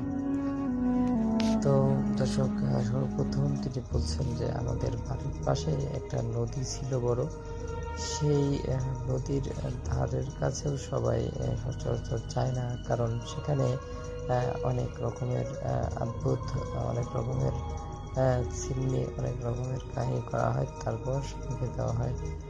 তো এই সব কিছু মিলে মানে বিষয়টাকে এমনভাবে তোলা হয়েছে যেন সত্যি সত্যি একটা বিষয়।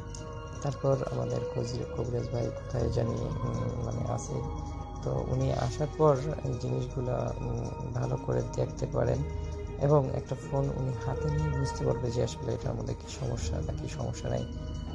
তো এই সব কিছু মিলে কিন্তু ভালো একটা দিন কাটছিল তাদের দিনে। হঠাৎ করে আসলে মানে এটা মনে হয় অনেক বেশি খারাপ লাগতেছে, তবে আমরা আশা করি আপনারা খুব তাড়াতাড়ি আমাদের কাছে চলে আসবেন।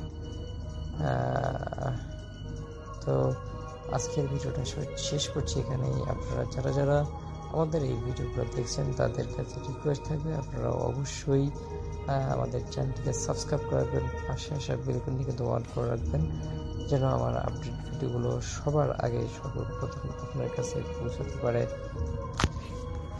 দর্শক, ভালো থাকবেন, সুস্থ থাকবেন, আল্লাহ হাফেজ।